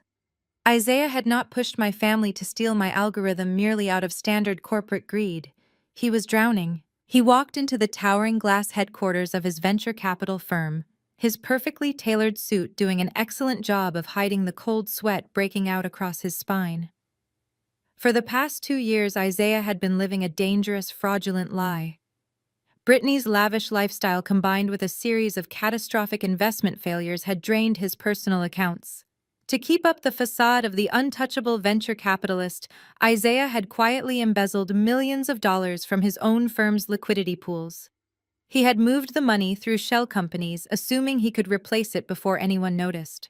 But the firm had just scheduled a comprehensive quarterly audit for next week. The missing funds would be discovered. Isaiah needed a massive, untraceable cash injection immediately to cover his tracks and avoid federal prison. When he found out about my $15 million acquisition with Apex Health, he saw his salvation. He needed to extort that money to save his own life. He had brought his wife and mother-in-law into his scheme, using their greed to manipulate them into doing his dirty work. He believed he could force me to surrender, take his cut of the payout, and quietly replace the embezzled funds before the auditors arrived. Now sitting in his corner office, Isaiah stared at his computer screen in absolute horror. The morning news alerts were already flooding in. 2 prominent Seattle socialites had been arrested overnight for breaking into a tech startup. His wife was in jail. His mother-in-law was facing felony charges. His crude attempt at physical theft had failed spectacularly, and the extortion clock was ticking down to his own destruction. Isaiah realized that hiding behind his family was no longer an option. The legal maneuvers and the smear campaigns had not broken me. The physical break-in had ended in a disastrous arrest. He was out of pawns, out of time, and out of money. If the Apex Health deal did not close, and if he did not extract his share to cover the stolen venture capital funds, he was going to lose his career, his freedom, and his entire life. He picked up his office phone, his knuckles white as he gripped the receiver. He knew he had to face me directly. He had to use his final, most destructive weapon to force my hand before the executives at Apex Health completely walked away from the negotiation table. The morning after the arrests, the Seattle courthouse was a cathedral of cold marble and echoing footsteps. I walked through the heavy wooden doors beside my attorney Leo, carrying a pristine leather briefcase that held the absolute destruction of my family's remaining leverage. We were not there to negotiate. We were there to drop a legal guillotine. The emergency hearing for a strict protective order took exactly 14 minutes. Standing before a weary Superior Court judge, Leo presented the high-definition security footage from my office. The video played on a large monitor in the center of the courtroom. The judge watched in complete silence as Patricia and Brittany, accompanied by a bribed janitor, shattered the frosted glass of my corporate suite and ransacked my workspace. The police report filed just hours earlier confirmed the felony charges of commercial burglary and attempted corporate espionage. My mother and sister were sitting at the defense table. They had been bailed out of the holding cell by Richard just before dawn, and they looked absolutely hollowed out. Patricia was still wearing the same cashmere sweater from the night before, but it was now stained, wrinkled, and covered in fine glass dust. Her perfect hair was a tangled mess. Brittany sat completely slumped in her chair, staring at the mahogany table with bloodshot, swollen eyes. The arrogant, entitled women who had tried to steal my $15 million acquisition were gone, replaced by two terrified criminals facing the severe consequences of their actions. The judge did not offer them an ounce of sympathy. He looked over his reading glasses, his expression radiating absolute disgust. Based on the incontrovertible video evidence and the severity of the felony charges pending against the respondents, this court grants a full comprehensive restraining order, the judge declared, striking his gavel. Patricia Reed and Brittany Grant are hereby ordered to remain a minimum of 500 feet away from Morgan Reed, her personal residence, her corporate offices, and any location she frequents. Furthermore, all forms of contact, including digital communication, phone calls, and third-party messaging, are strictly prohibited. Any violation of this order will result in immediate arrest and incarceration without bail. I did not smile. I simply nodded to the judge, signed the paperwork Leo placed in front of me, and stood up. As I turned to leave the courtroom, Patricia looked up at me. Her lips parted as if she wanted to beg to use that familiar, manipulative, maternal tone to reel me back in. But the presence of two armed bailiffs standing directly behind her chair forced her to swallow her words. The legal boundary was now a physical reality of iron and concrete. They were legally banished from my existence. By the time Leo and I stepped out of the courthouse and onto the bustling Seattle sidewalk, the media landscape had violently shifted. The internet is a ruthless, unforgiving arena, and Brittany was about to experience the full devastating force of a public execution. During the night, while Brittany and Patricia were sitting in a sterile police holding cell, the King County Sheriff's Department processed their booking information. Mugshots are public record in the state of Washington. A sharp, ambitious local journalist had already cross-referenced the arrest logs with the viral social media video Brittany had posted just 24 hours earlier. The resulting news article dropped like a nuclear bomb across the digital world. The headline was plastered everywhere.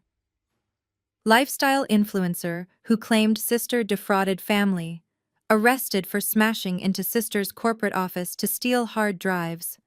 The article featured two images placed side by side. On the left was a screenshot from Brittany's tearful victim playing video where she accused me of bankrupting our parents. On the right was her official police mugshot. Her mascara was smeared down her cheeks, her face was blotchy, and she held a booking placard bearing her full name and the felony charges. The hypocrisy was so spectacular, so undeniably profound, that the internet turned on her instantly. The same digital mob that had been screaming for my head yesterday was now tearing Brittany to shreds. I opened my phone as I got into the back of my hired car, watching her carefully curated digital empire collapse in real time. Her comment sections were a wasteland of mockery and outrage. Former fans were calling her a sociopathic liar, a thief, and a fraud. Dozens of users pointed out the sheer insanity of crying about a supposedly stolen family fortune while literally wearing a $5,000 designer athletic outfit to commit a corporate burglary. But the public humiliation was only the beginning of her downfall. Within 3 hours of the mugshot going viral, the corporate backlash began.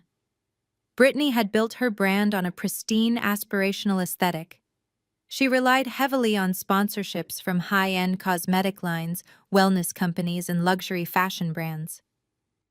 Corporate sponsors possess zero tolerance for brand ambassadors, facing felony burglary charges. I watched my screen as 4 major brand partners publicly severed ties with her company. They issued crisp, identical public relations statements, announcing the immediate termination of all contracts with Brittany Grant, citing clear violations of their morality clauses. Her upcoming product launches were canceled. Her affiliate links were deactivated. Her entire revenue stream evaporated before lunchtime. Richard and Patricia were entirely powerless to stop the bleeding. They had spent their entire lives treating Brittany as the golden child, inflating her ego and shielding her from the consequences of her profound financial incompetence. Now their golden child was a national laughingstock, her face plastered across gossip blogs and legal news sites alike. They were completely isolated, humiliated, and legally barred from ever coming near me again. I locked my phone screen and leaned my head against the cool leather seat of the car. I had successfully severed the emotional and physical ties to my family. They were trapped in their own self-inflicted misery, stripped of their weapons and their dignity.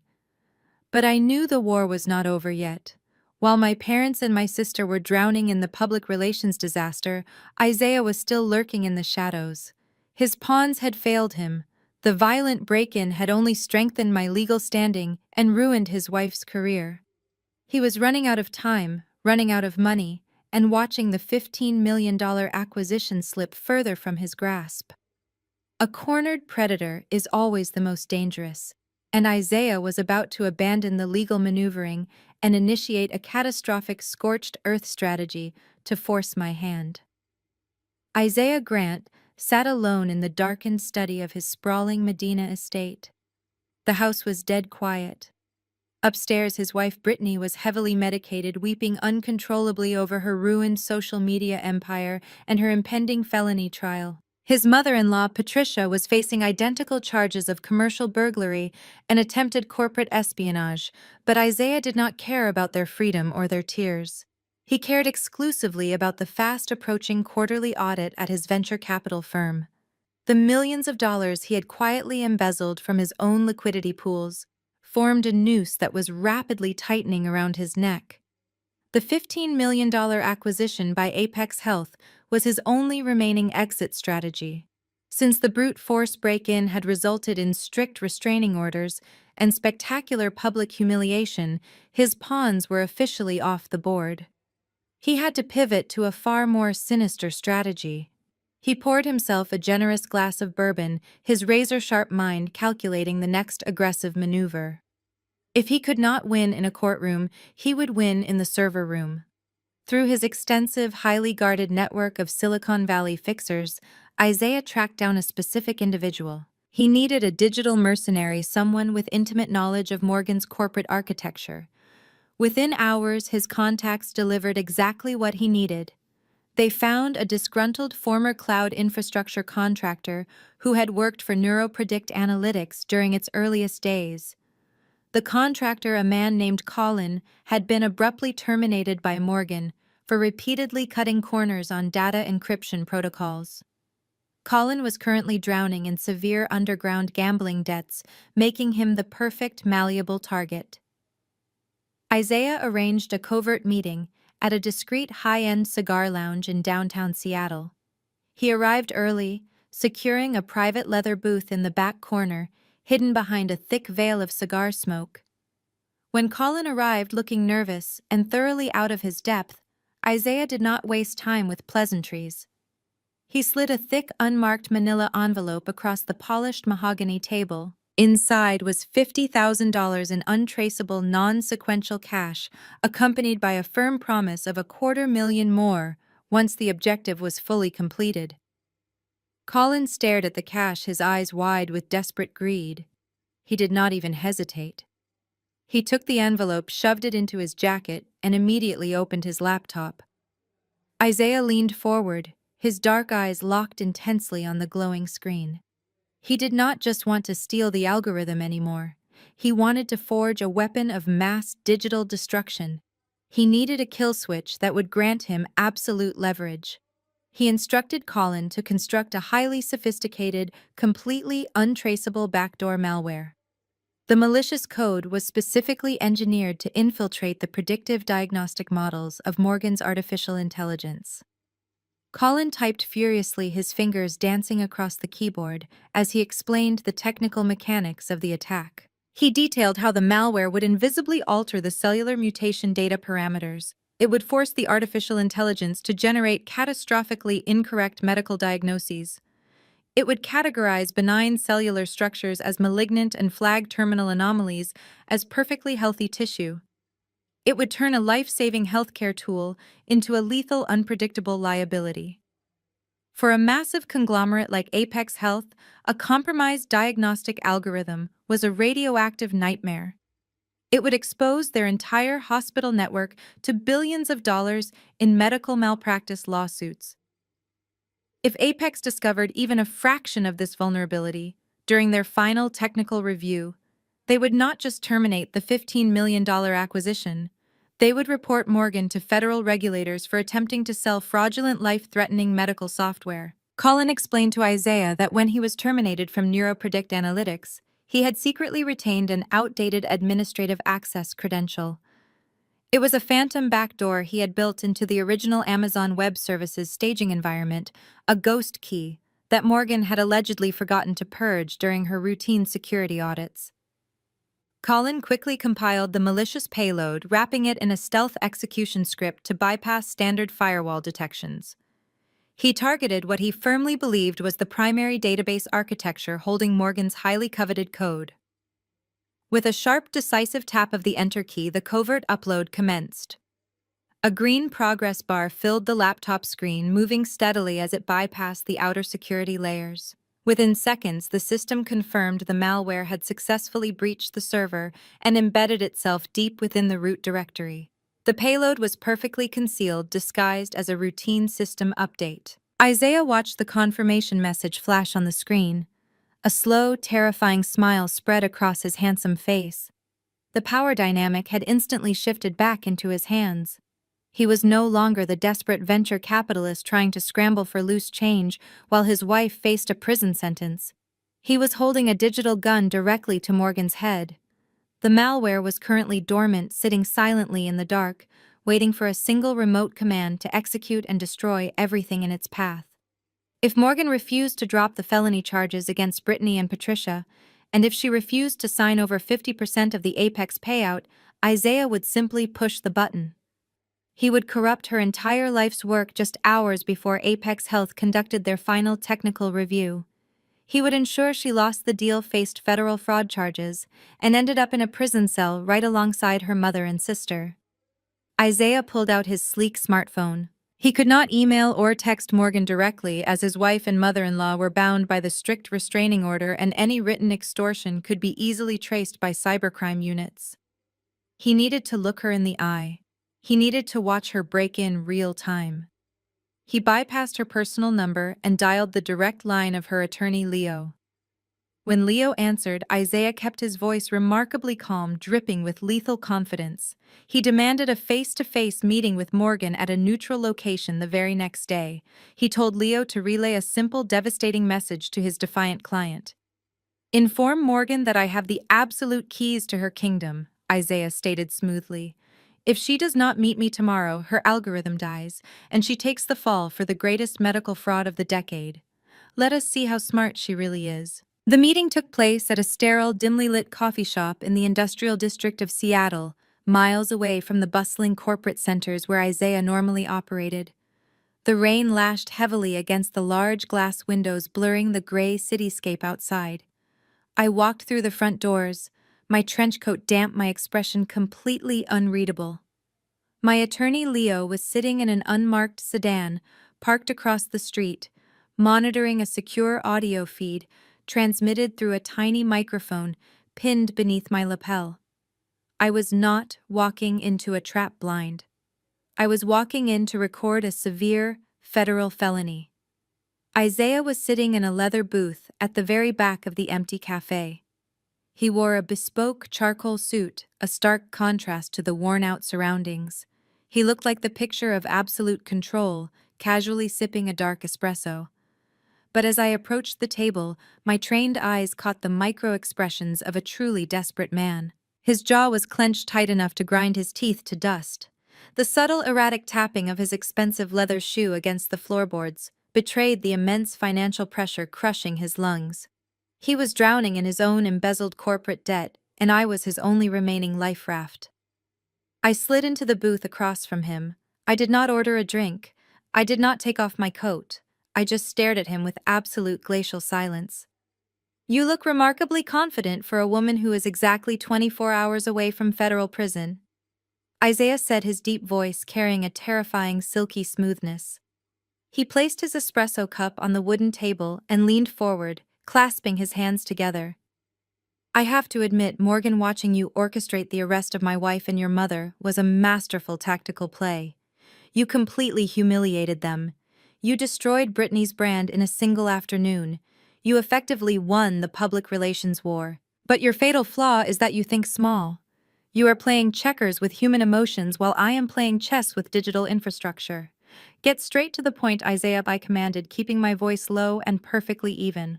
"I do not have time for your corporate posturing." Isaiah smiled, a cold and predatory flash of white teeth. "I hired a digital mercenary last night," he stated, his eyes locking onto mine with lethal intent. "Specifically, I hired Colin, the incompetent network contractor you fired last year. It turns out you missed a very critical backdoor when you purged his administrative access. Through that ghost key, Colin uploaded a highly sophisticated, entirely untraceable malware payload directly into the root directory of your cloud server. Right now, a digital parasite is sitting dormant inside the core database of NeuroPredict Analytics." My breath caught in my throat. I forced my hands to remain still on my lap, ensuring my body language reflected genuine shock. He had bypassed the legal system entirely and gone straight for the technological jugular. Isaiah saw my reaction and leaned back visibly, thriving on the sudden power shift. "It is a brilliant piece of malicious code," he continued, his tone almost conversational, which made the threat infinitely worse. "It is designed to subtly alter your predictive diagnostic parameters. If I send the remote execution command from my phone, the malware will actively scramble the cellular mutation data. It will force your artificial intelligence to categorize benign tumors as highly malignant and flag terminal cancer cells as perfectly healthy tissue. It turns your revolutionary medical software into a random lethal liability. You have your final technical review with Apex Health scheduled for 9 o'clock tomorrow morning," Isaiah stated, checking his heavy luxury wristwatch. "When their engineering team runs their definitive due diligence audit, they will test the algorithm using live medical data. If I push the button today, the software will fail catastrophically tomorrow. Apex Health will not just terminate the $15 million acquisition. They are legally obligated by federal law to report fraudulent medical technology to the government. You will lose the money, your reputation will be incinerated, and you will face decades in federal prison for attempting to sell a lethal diagnostic tool to a multinational hospital network." I stared at him, letting my breathing quicken just enough to simulate rising panic. "What are your terms?" I asked, forcing a slight desperate tremor into my voice to feed his monumental ego. "My terms are absolute and non-negotiable," Isaiah said, pulling a folded legal document from his jacket pocket and sliding it across the polished table. First, you will immediately contact the district attorney and drop all felony commercial burglary charges against Brittany and Patricia. You will state on the official record that you gave them permission to enter the office and that the break-in was a massive misunderstanding. Second, you will sign this transfer agreement right now. It grants my venture capital firm 50% ownership of your patent rights and 50% of the immediate cash payout from Apex Health. That means $7.5 million wired directly into my offshore accounts the exact second the deal closes tomorrow morning. He leaned across the table, his dark eyes burning with absolute unyielding malice. You save my wife from a prison sentence, and you give me the capital I require to maintain my lifestyle. If you refuse, or if you try to alert the authorities, I will trigger the malware before you even walk out of this coffee shop. I will burn your life to the ground, Morgan. I will make sure you spend the rest of your youth in a federal penitentiary. Sign the paper or you lose everything. The silence in the coffee shop was deafening. I looked down at the contract resting on the table. Isaiah believed he had completely cornered me.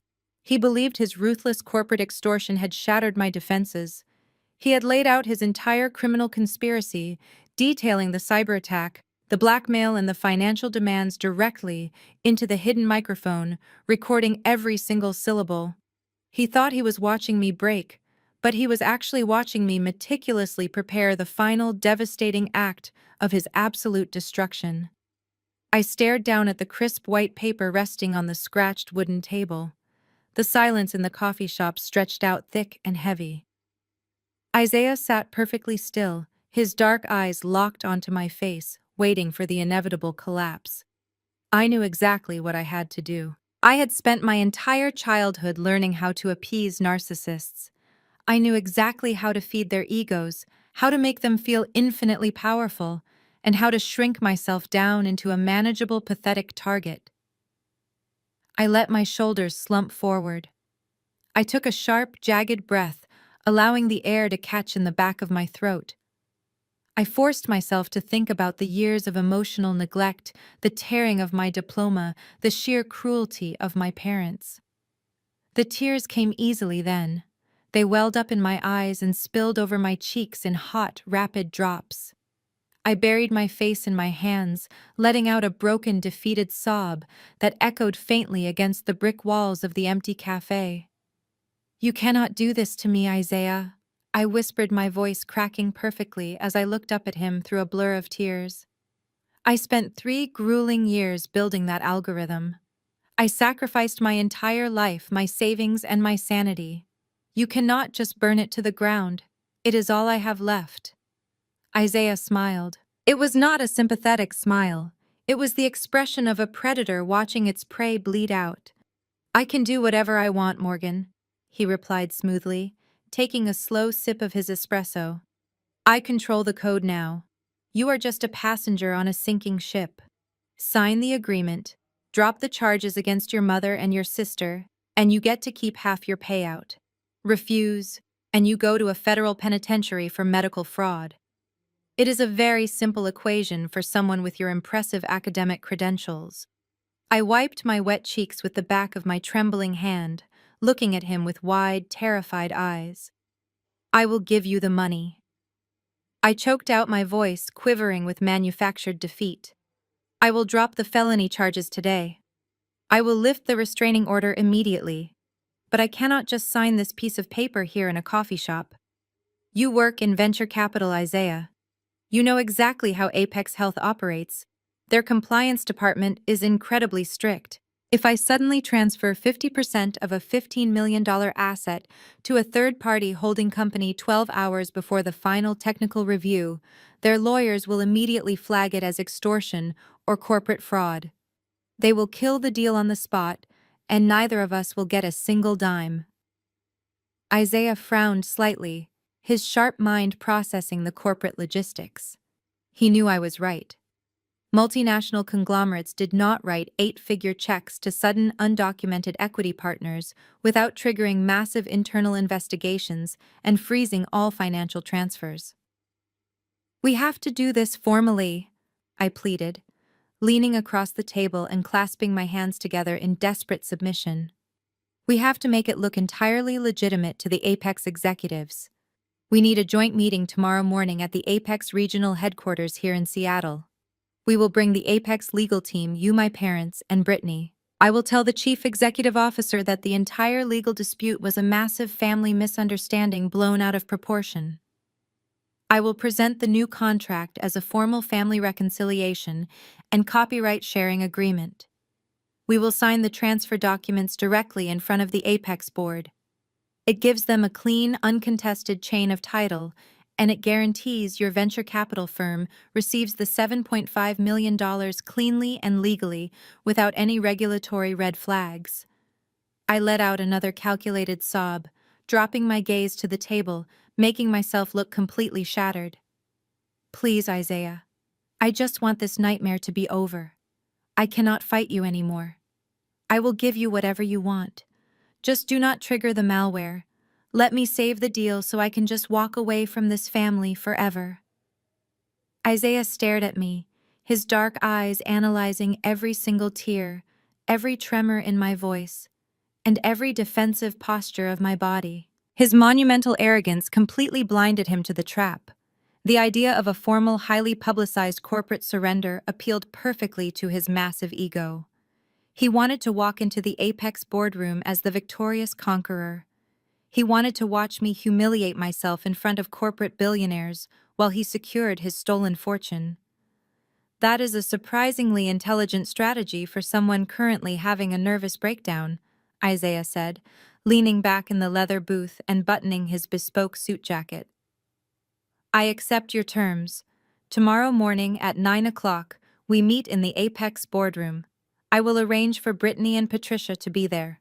You will call the district attorney today and officially retract the burglary complaints. If there is even a hint of police presence tomorrow, or if the Apex executives seem suspicious, I will execute the malware sequence before you can even blink. Do not test me, Morgan. I nodded frantically, swiping at my wet face. I promise, I whispered. I will fix everything. Just please let me finish the acquisition. Isaiah stood up from the table, looking down at me with absolute contempt. You finally learned your place in this family, Morgan, he said coldly. See you tomorrow. He turned and walked out of the coffee shop, the bell above the door chiming lightly as he stepped out into the Seattle rain. He strode down the sidewalk with the confident, arrogant swagger of a man who believed he had just conquered the world. I remained in the booth for exactly 3 minutes. I kept my head down, staring at the scratched wooden table. When I was absolutely certain Isaiah's luxury vehicle had turned the corner and disappeared from view, I reached up and wiped the remaining tears from my face. My trembling hands instantly steadied, my ragged breathing slowed into a calm, measured rhythm. The terrified, broken facade vanished completely, replaced by a hardened, absolute focus. I stood up, adjusted my trench coat, and walked out of the coffee shop. I crossed the rain-slicked street and opened the passenger door of the unmarked sedan where my attorney was waiting. Leo sat in the driver's seat holding a digital audio recorder connected to the wireless receiver. He was grinning so widely it looked like his face might split in half. Tell me the audio is clean, I said, buckling my seatbelt and staring straight ahead through the windshield. It is flawless, Leo replied, tapping the side of the recording device. We have him explicitly admitting to cyber terrorism, corporate extortion, and blackmail. And you just successfully lured the entire criminal enterprise into a single, highly secure corporate boardroom. I leaned back against the headrest, a dark, predatory smile curving my lips. Isaiah thinks he is bringing a gun to a corporate negotiation. He does not realize he is walking straight into a federal execution chamber. Draft the final blind trust transfer, Leo. The decoy is perfectly set. Tomorrow we burn them all to the ground. The morning light hit the towering glass facade of the Apex Health Regional Headquarters, casting sharp reflections across the polished concrete of the executive floor. I sat perfectly still in an ergonomic leather chair at the far end of the massive mahogany boardroom table. Beside me sat my attorney Leo, his pristine briefcase resting near his hands. At the head of the table sat Catherine, the chief executive officer of Apex Health, flanked by David, her lead acquisitions counsel, and a small army of corporate compliance officers. The room was absolutely silent, the tension so thick it felt like physical pressure in the air. We were waiting for the conquerors to arrive. Exactly at 9 o'clock, the heavy frosted glass doors swung open. My family walked into the room, moving with the synchronized predatory swagger of a victorious invading army. Isaiah led the procession. The African-American venture capitalist wore a bespoke navy blue suit, his posture radiating a terrifying, absolute arrogance. He looked like a man who had just successfully executed the greatest financial heist of the century. Right behind him marched my father, Richard, his chest puffed out, surveying the billionaire executives with a ridiculous sense of superiority. My mother, Patricia, followed closely, wearing a designer pantsuit and an expression of martyred grace, as if she had not spent the previous night in a county holding cell. And finally, there was Brittany. My sister looked physically exhausted, her face pale and her eyes darting nervously around the imposing corporate space, but she kept her chin tilted upward desperately, trying to project the image of a successful entrepreneur rather than a bailed-out felon. I had officially called the district attorney 2 hours earlier to drop the commercial burglary charges, paving the way for their release just before dawn. They believed my compliance was the ultimate white flag. They believed I had surrendered to Isaiah's digital terrorism. Richard did not even look at me as he approached the table. He completely ignored his daughter, the actual founder of the company they were discussing, and walked directly toward Catherine. He placed his hands flat on the mahogany surface, leaning forward, with the unearned confidence of a man used to bullying small business owners in suburban country clubs. "Good morning, Catherine," Richard announced, his voice booming through the quiet boardroom. "I am Richard Reed, the patriarch of this family. I want to personally apologize for the brief legal confusion over the past 2 days. My daughter Morgan is a talented programmer, but she is highly emotional and incredibly naive when it comes to the realities of high-level corporate commerce. She made some severe miscalculations regarding the ownership structure of her startup. Fortunately, the adults have stepped in to correct her mistakes. From this moment forward, you will be conducting all financial and technical negotiations directly with my son-in-law, Isaiah Grant. He speaks for our family, and he speaks for the algorithm." Catherine stared at my father. She did not blink. She did not offer her hand for him to shake. She simply looked at him with the cold, assessing gaze of a predator, analyzing a particularly loud, irrelevant insect. She then slowly shifted her eyes toward Isaiah. Isaiah stepped smoothly into the center of the room, effortlessly taking command of the space. He unbuttoned his suit jacket and offered a crisp, perfectly practiced corporate smile to the Apex Health executives. He placed a thick, leather-bound folder onto the table and slid it precisely toward the center. "Thank you, Richard," Isaiah said, his deep voice filling the room with manufactured charm. "Catherine, David, it is a pleasure to finally meet you both.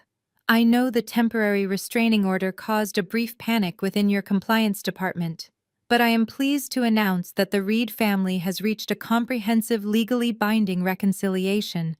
We are here today to provide Apex Health with a completely clean, uncontested chain of title for the acquisition of NeuroPredict Analytics." Isaiah began pacing slowly behind my chair, treating me like a prop in his masterful presentation. He placed a heavy hand on my shoulder, his fingers digging painfully into my collarbone. I forced myself to look down at the table, maintaining my facade of total broken submission. "As Richard mentioned, Morgan is a brilliant coder." Isaiah continued, his tone dripping with condescending praise. "But no successful technology is built in a vacuum. Morgan utilized significant familial resources to construct the foundation of her artificial intelligence. Hardware seed capital and proprietary industry strategies were provided by the family trust.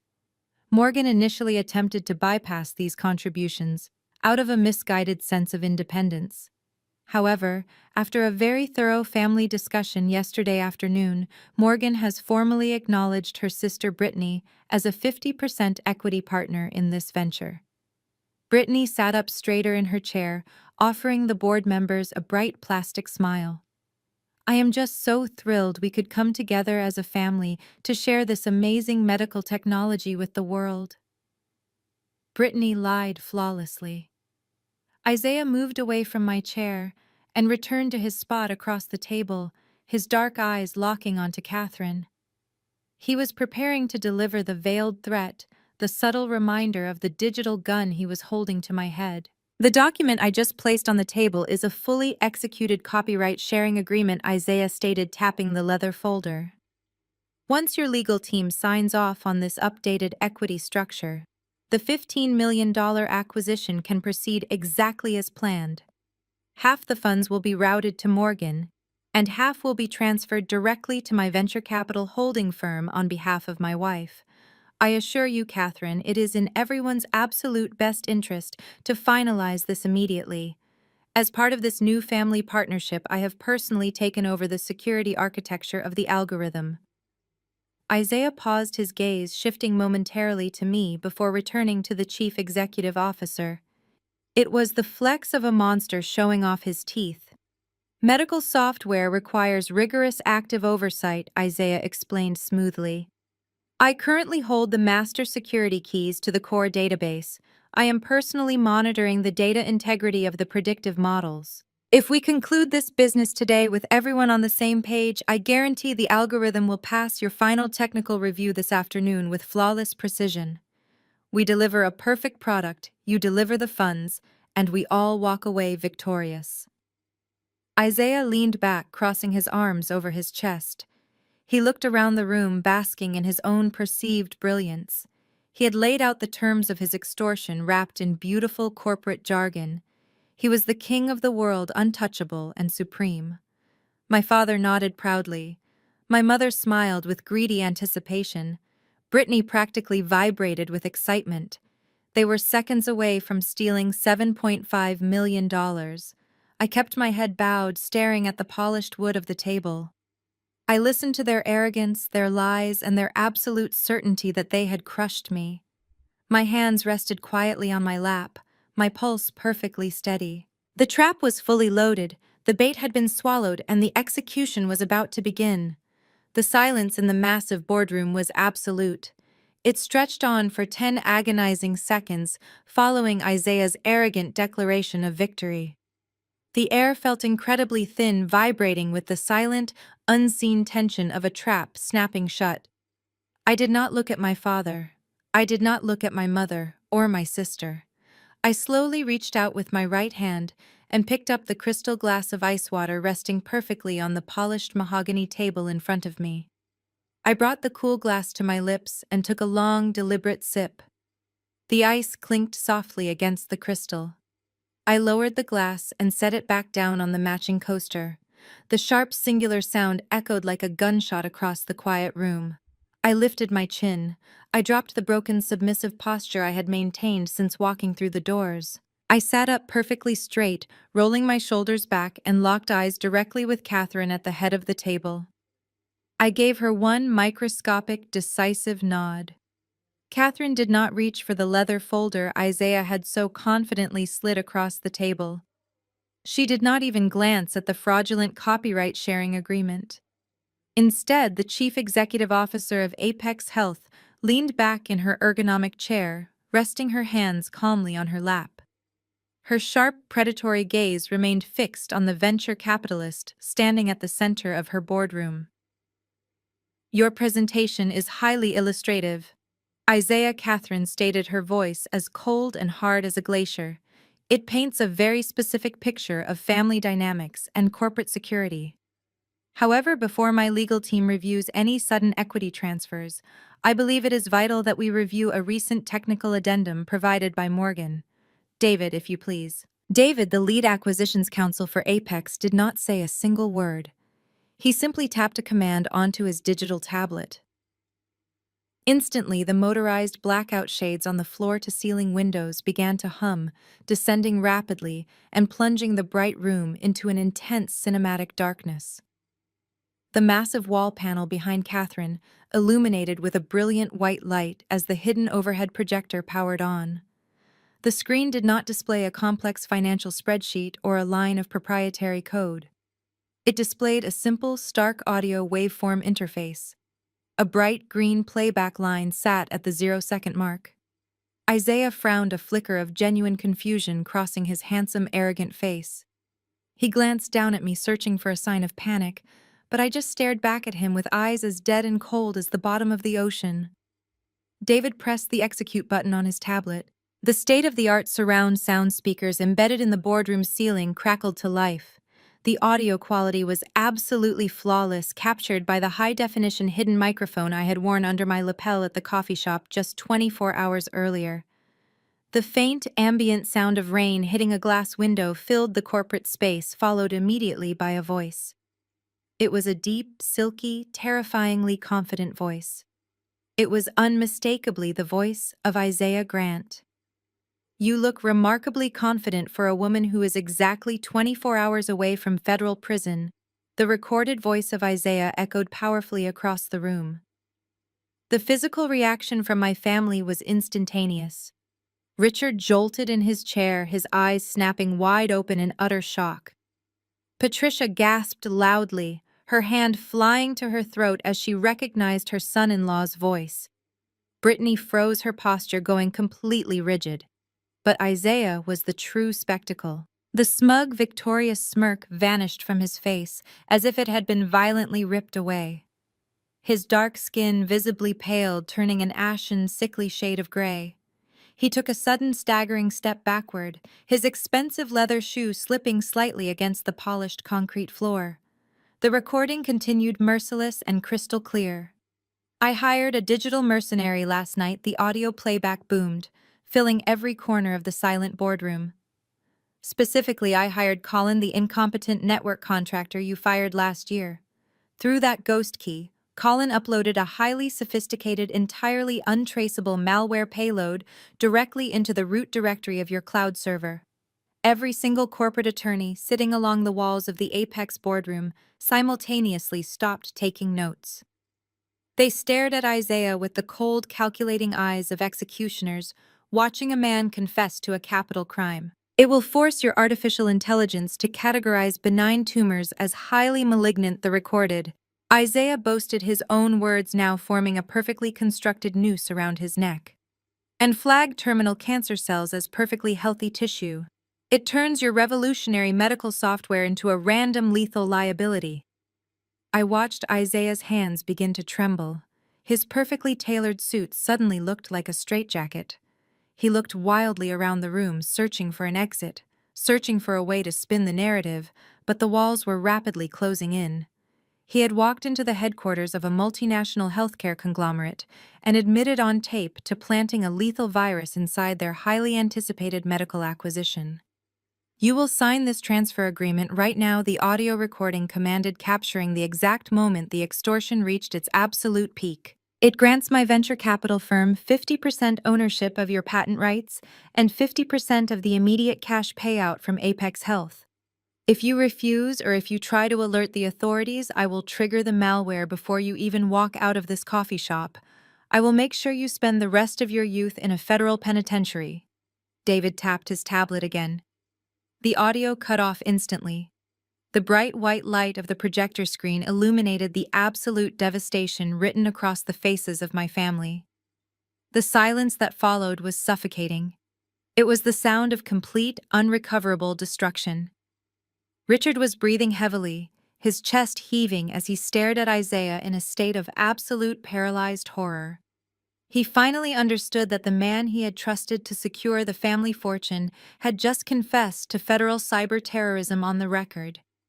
Patricia was physically shaking, tears of genuine panic welling in her eyes. Brittany looked like she was about to vomit, her hands gripping the edge of the table so tightly her fingernails were digging into the wood. I slowly pushed my chair back and stood up. I smoothed the front of my blazer, feeling the intoxicating rush of absolute power coursing through my veins. I walked around the massive mahogany table, my heels clicking loudly against the concrete until I stood directly in front of the trembling venture capitalist. Isaiah stared at me, his eyes wide with a feral trapped terror. He opened his mouth to speak, to offer some desperate fabricated defense, but no words came out. His brilliant financial mind was completely short-circuiting under the sheer magnitude of his legal exposure. "You told me I was playing checkers while you were playing chess," I said, my voice cutting through the quiet room like a serrated blade. I kept my tone perfectly even, completely stripped of any anger or sorrow. "You told me that I was out of my depth. You told my parents that you were the only one smart enough to handle this negotiation. But you forgot the most fundamental rule of data science, Isaiah. Numbers do not lie, and audio files do not forget." I turned my back on him and looked directly at the chief executive officer of Apex Health. Catherine was smiling. It was a terrifying, beautiful smile. The trap had been flawlessly executed. The arrogant predator who had tried to hold a $15 million medical acquisition hostage was now standing entirely defenseless in the center of the slaughterhouse, waiting for the final fatal blow. The sheer panic radiating from Isaiah was palpable.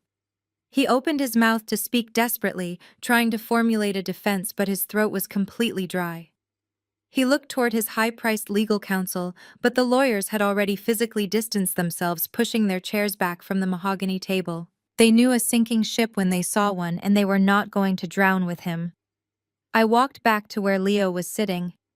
My attorney reached into his briefcase and handed me a thick, heavy stack of bound legal and technical documents. I carried them back to the center of the room. With a sharp, violent motion, I slammed the entire stack down directly on top of Isaiah's fraudulent copyright sharing agreement. The resounding slap of paper against wood made Brittany jump out of her seat.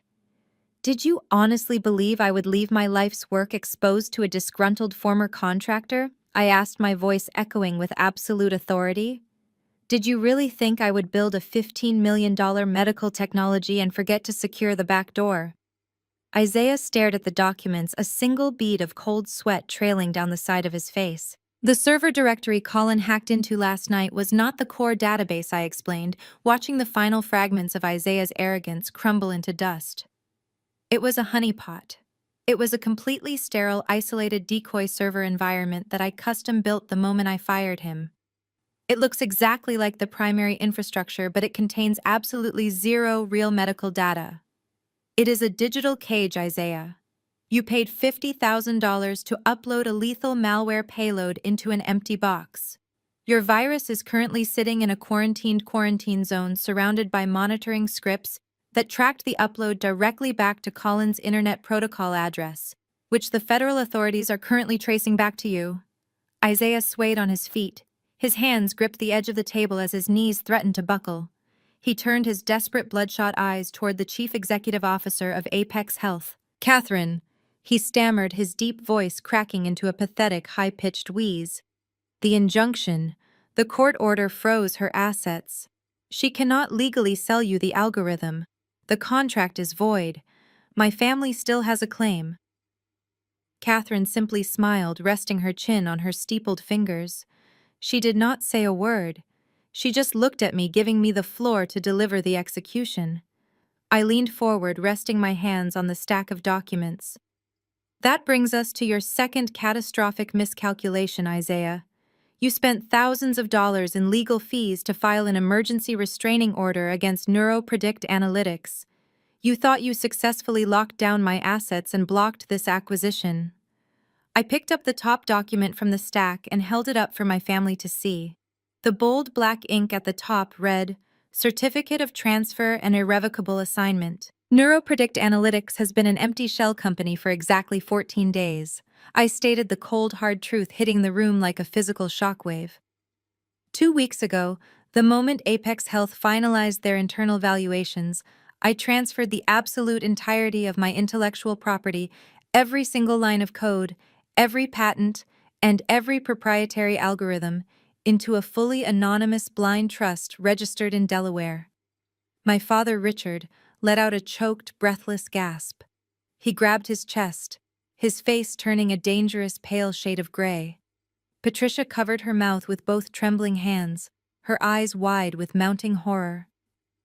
The algorithm does not belong to me anymore. I continued, my voice steady and completely relentless. And it certainly never belonged to this family.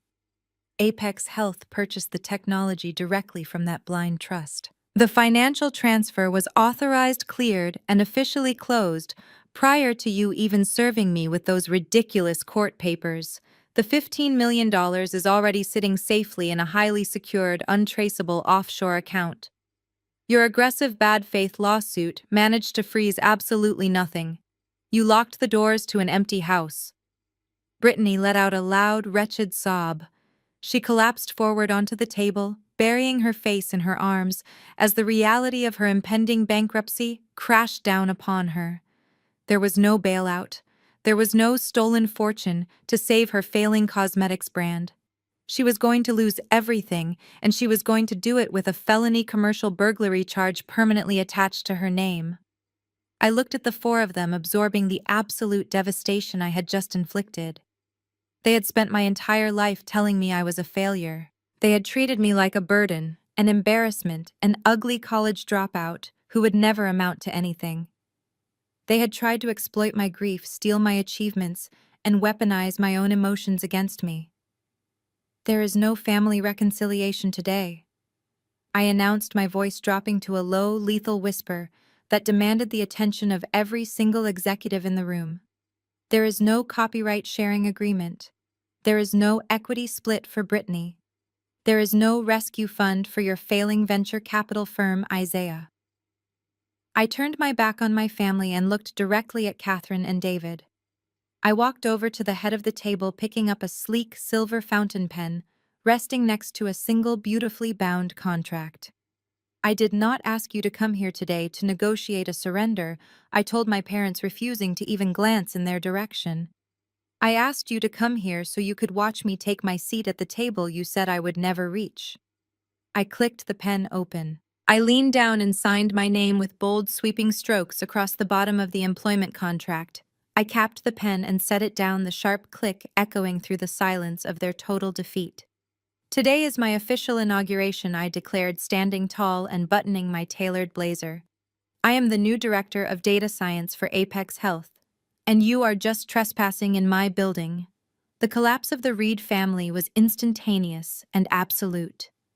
Richard slumped back into his leather chair, his arrogant posture completely shattered, looking like a broken, defeated old man.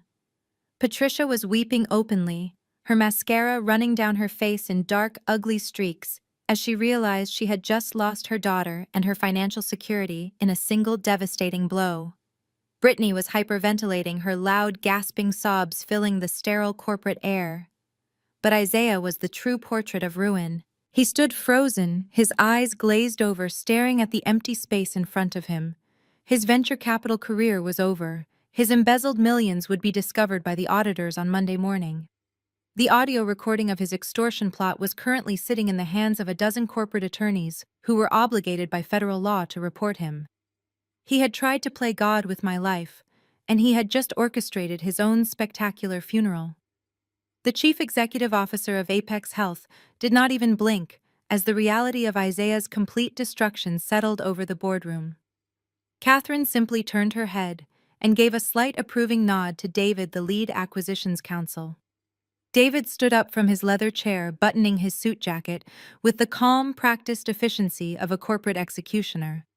He looked directly at the trembling venture capitalist who had just tried to hold a multinational healthcare conglomerate hostage. You severely misunderstood the legal obligations of a publicly traded entity, David stated, his voice ringing with absolute chilling authority.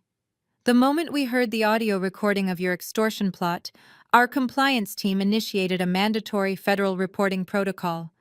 Apex Health does not negotiate with cyber terrorists. We report them. While you were busy delivering your arrogant presentation, my office was on a secure line with the Seattle Police Department, and the Regional Enforcement Division of the Securities and Exchange Commission. Right on cue, the heavy frosted glass doors of the boardroom swung open for the second time that morning. They were not opened by corporate assistants. Two uniformed Seattle police officers strode into the room, flanked immediately by two federal agents wearing dark suits and severe expressions. The atmosphere in the room shifted from corporate tension to a genuine criminal takedown. Isaiah Grant, one of the federal agents, announced, pulling a badge from his jacket pocket. "You are under arrest for corporate extortion, economic espionage, and severe violations of federal insider trading laws.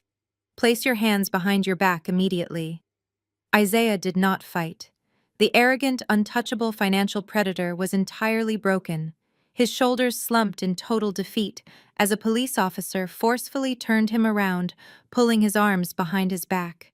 The sharp, heavy click of steel handcuffs snapping shut around his wrists echoed violently through the silent boardroom.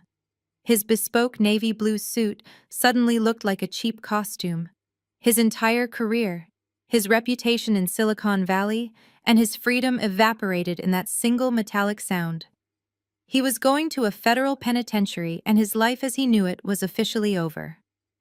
Brittany let out a piercing, hysterical scream as she watched her husband being marched out of the corporate headquarters in steel cuffs. She lunged forward, sobbing wildly, but Patricia grabbed her arm, pulling her back. My mother was trembling uncontrollably, her face a mask of pure, unadulterated terror. Richard stood completely frozen, his jaw hanging open, his chest heaving as the catastrophic reality of their failed heist finally registered in his mind. I did not offer them a single word of comfort. I simply turned my back on them, gathered my documents, and walked out of the boardroom alongside Leo, leaving my biological family to drown in the absolute wreckage of their own spectacular greed. The karmic retribution that followed over the next 3 months was swift, comprehensive, and ruthlessly complete. My parents had gambled their entire financial security on a bad faith lawsuit, fully believing they could bully me into submission, to afford the exorbitant retainer for the aggressive corporate litigation firm that filed the frivolous injunction. Richard and Patricia had taken out a massive, high-interest second mortgage on their sprawling suburban home. When the injunction was vacated and the true nature of their extortion was exposed, the law firm immediately dropped them as clients and demanded full immediate payment for their accumulated billable hours. Richard and Patricia had absolutely no way to pay the staggering legal debt. Without the $15 million payout they had planned to steal from me, their finances imploded. The bank moved aggressively, initiating foreclosure proceedings.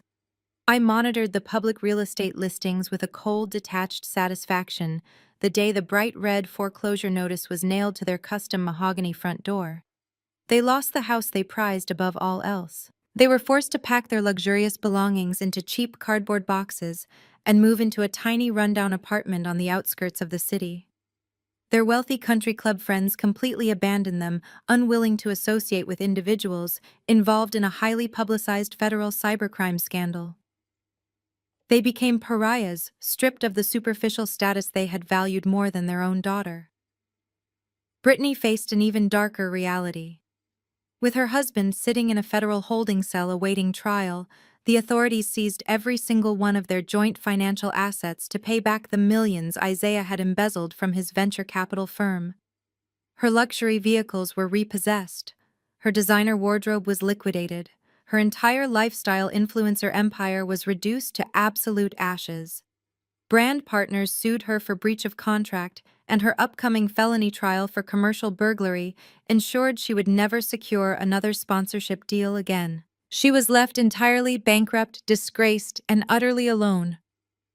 As for me, I walked out of the Apex Health building that morning and stepped into a completely new universe. I had spent 33 years suffocating under the weight of their conditional love and endless criticism. They had called me a disappointment, an ugly dropout, and a failure. But I had used pure logic, relentless patience, and cold data to construct an impenetrable fortress that completely destroyed them. I stood on the expansive wrap-around balcony of my brand-new luxury penthouse, the evening wind whipping through my hair. I held a glass of expensive red wine, looking down at the glittering, endless expanse of the Seattle skyline. The lights of the city sparkled like crushed diamonds against the dark water of the Puget Sound. I took a slow, deliberate sip of my wine, savoring the rich, complex flavor. The heavy, toxic chain that had bound me to my family was finally severed. I was no longer the scapegoat. I was the director of data science for a multinational conglomerate, a multi-millionaire, and a woman who had successfully defended her life's work against the ultimate betrayal. I felt a profound, overwhelming sense of absolute peace. When blood becomes a parasite, cutting them off is liberation. You do not owe your success, your sanity, or your future to people who only view you as a resource to be exploited. Have you ever had to use absolute coldness to protect yourself from the people who were supposed to love you? Share your story in the comments below. Hit the like button and subscribe for more stories of ultimate retribution and the courage to finally walk away. Society conditions us to believe that family is an unbreakable bond, a guaranteed sanctuary of unconditional love and perpetual forgiveness. However, the most profound lesson extracted from this ordeal is that shared DNA does not automatically grant someone a lifelong, all-access pass to your life, your mental peace, or your hard-earned success. When blood relatives morph into parasites utilizing weaponized guilt and relentless manipulation to extract your resources, walking away is never an act of betrayal. It is the ultimate necessary act of self-preservation. Narcissists and emotional manipulators thrive entirely in the chaotic realm of human emotion. They use screaming matches, public humiliation, and aggressive gaslighting to keep their targets completely off balance. The only way to permanently defeat this specific brand of toxicity is with absolute cold precision. Hard data, strict legal boundaries, and meticulously archived receipts are completely immune to emotional manipulation. Building a fortress of undeniable facts strips abusers of their favorite weapons. A toxic parent can always try to argue with your memories, but they can never argue with a certified bank statement, a verified cloud server log, or a legally binding federal contract. For decades, the personal narrative of a family scapegoat is dictated by people who desperately need a designated failure in the room just to feel powerful. The pivotal moment of true liberation arrives when you finally realize your intrinsic worth is not a cheap commodity for your family to appraise.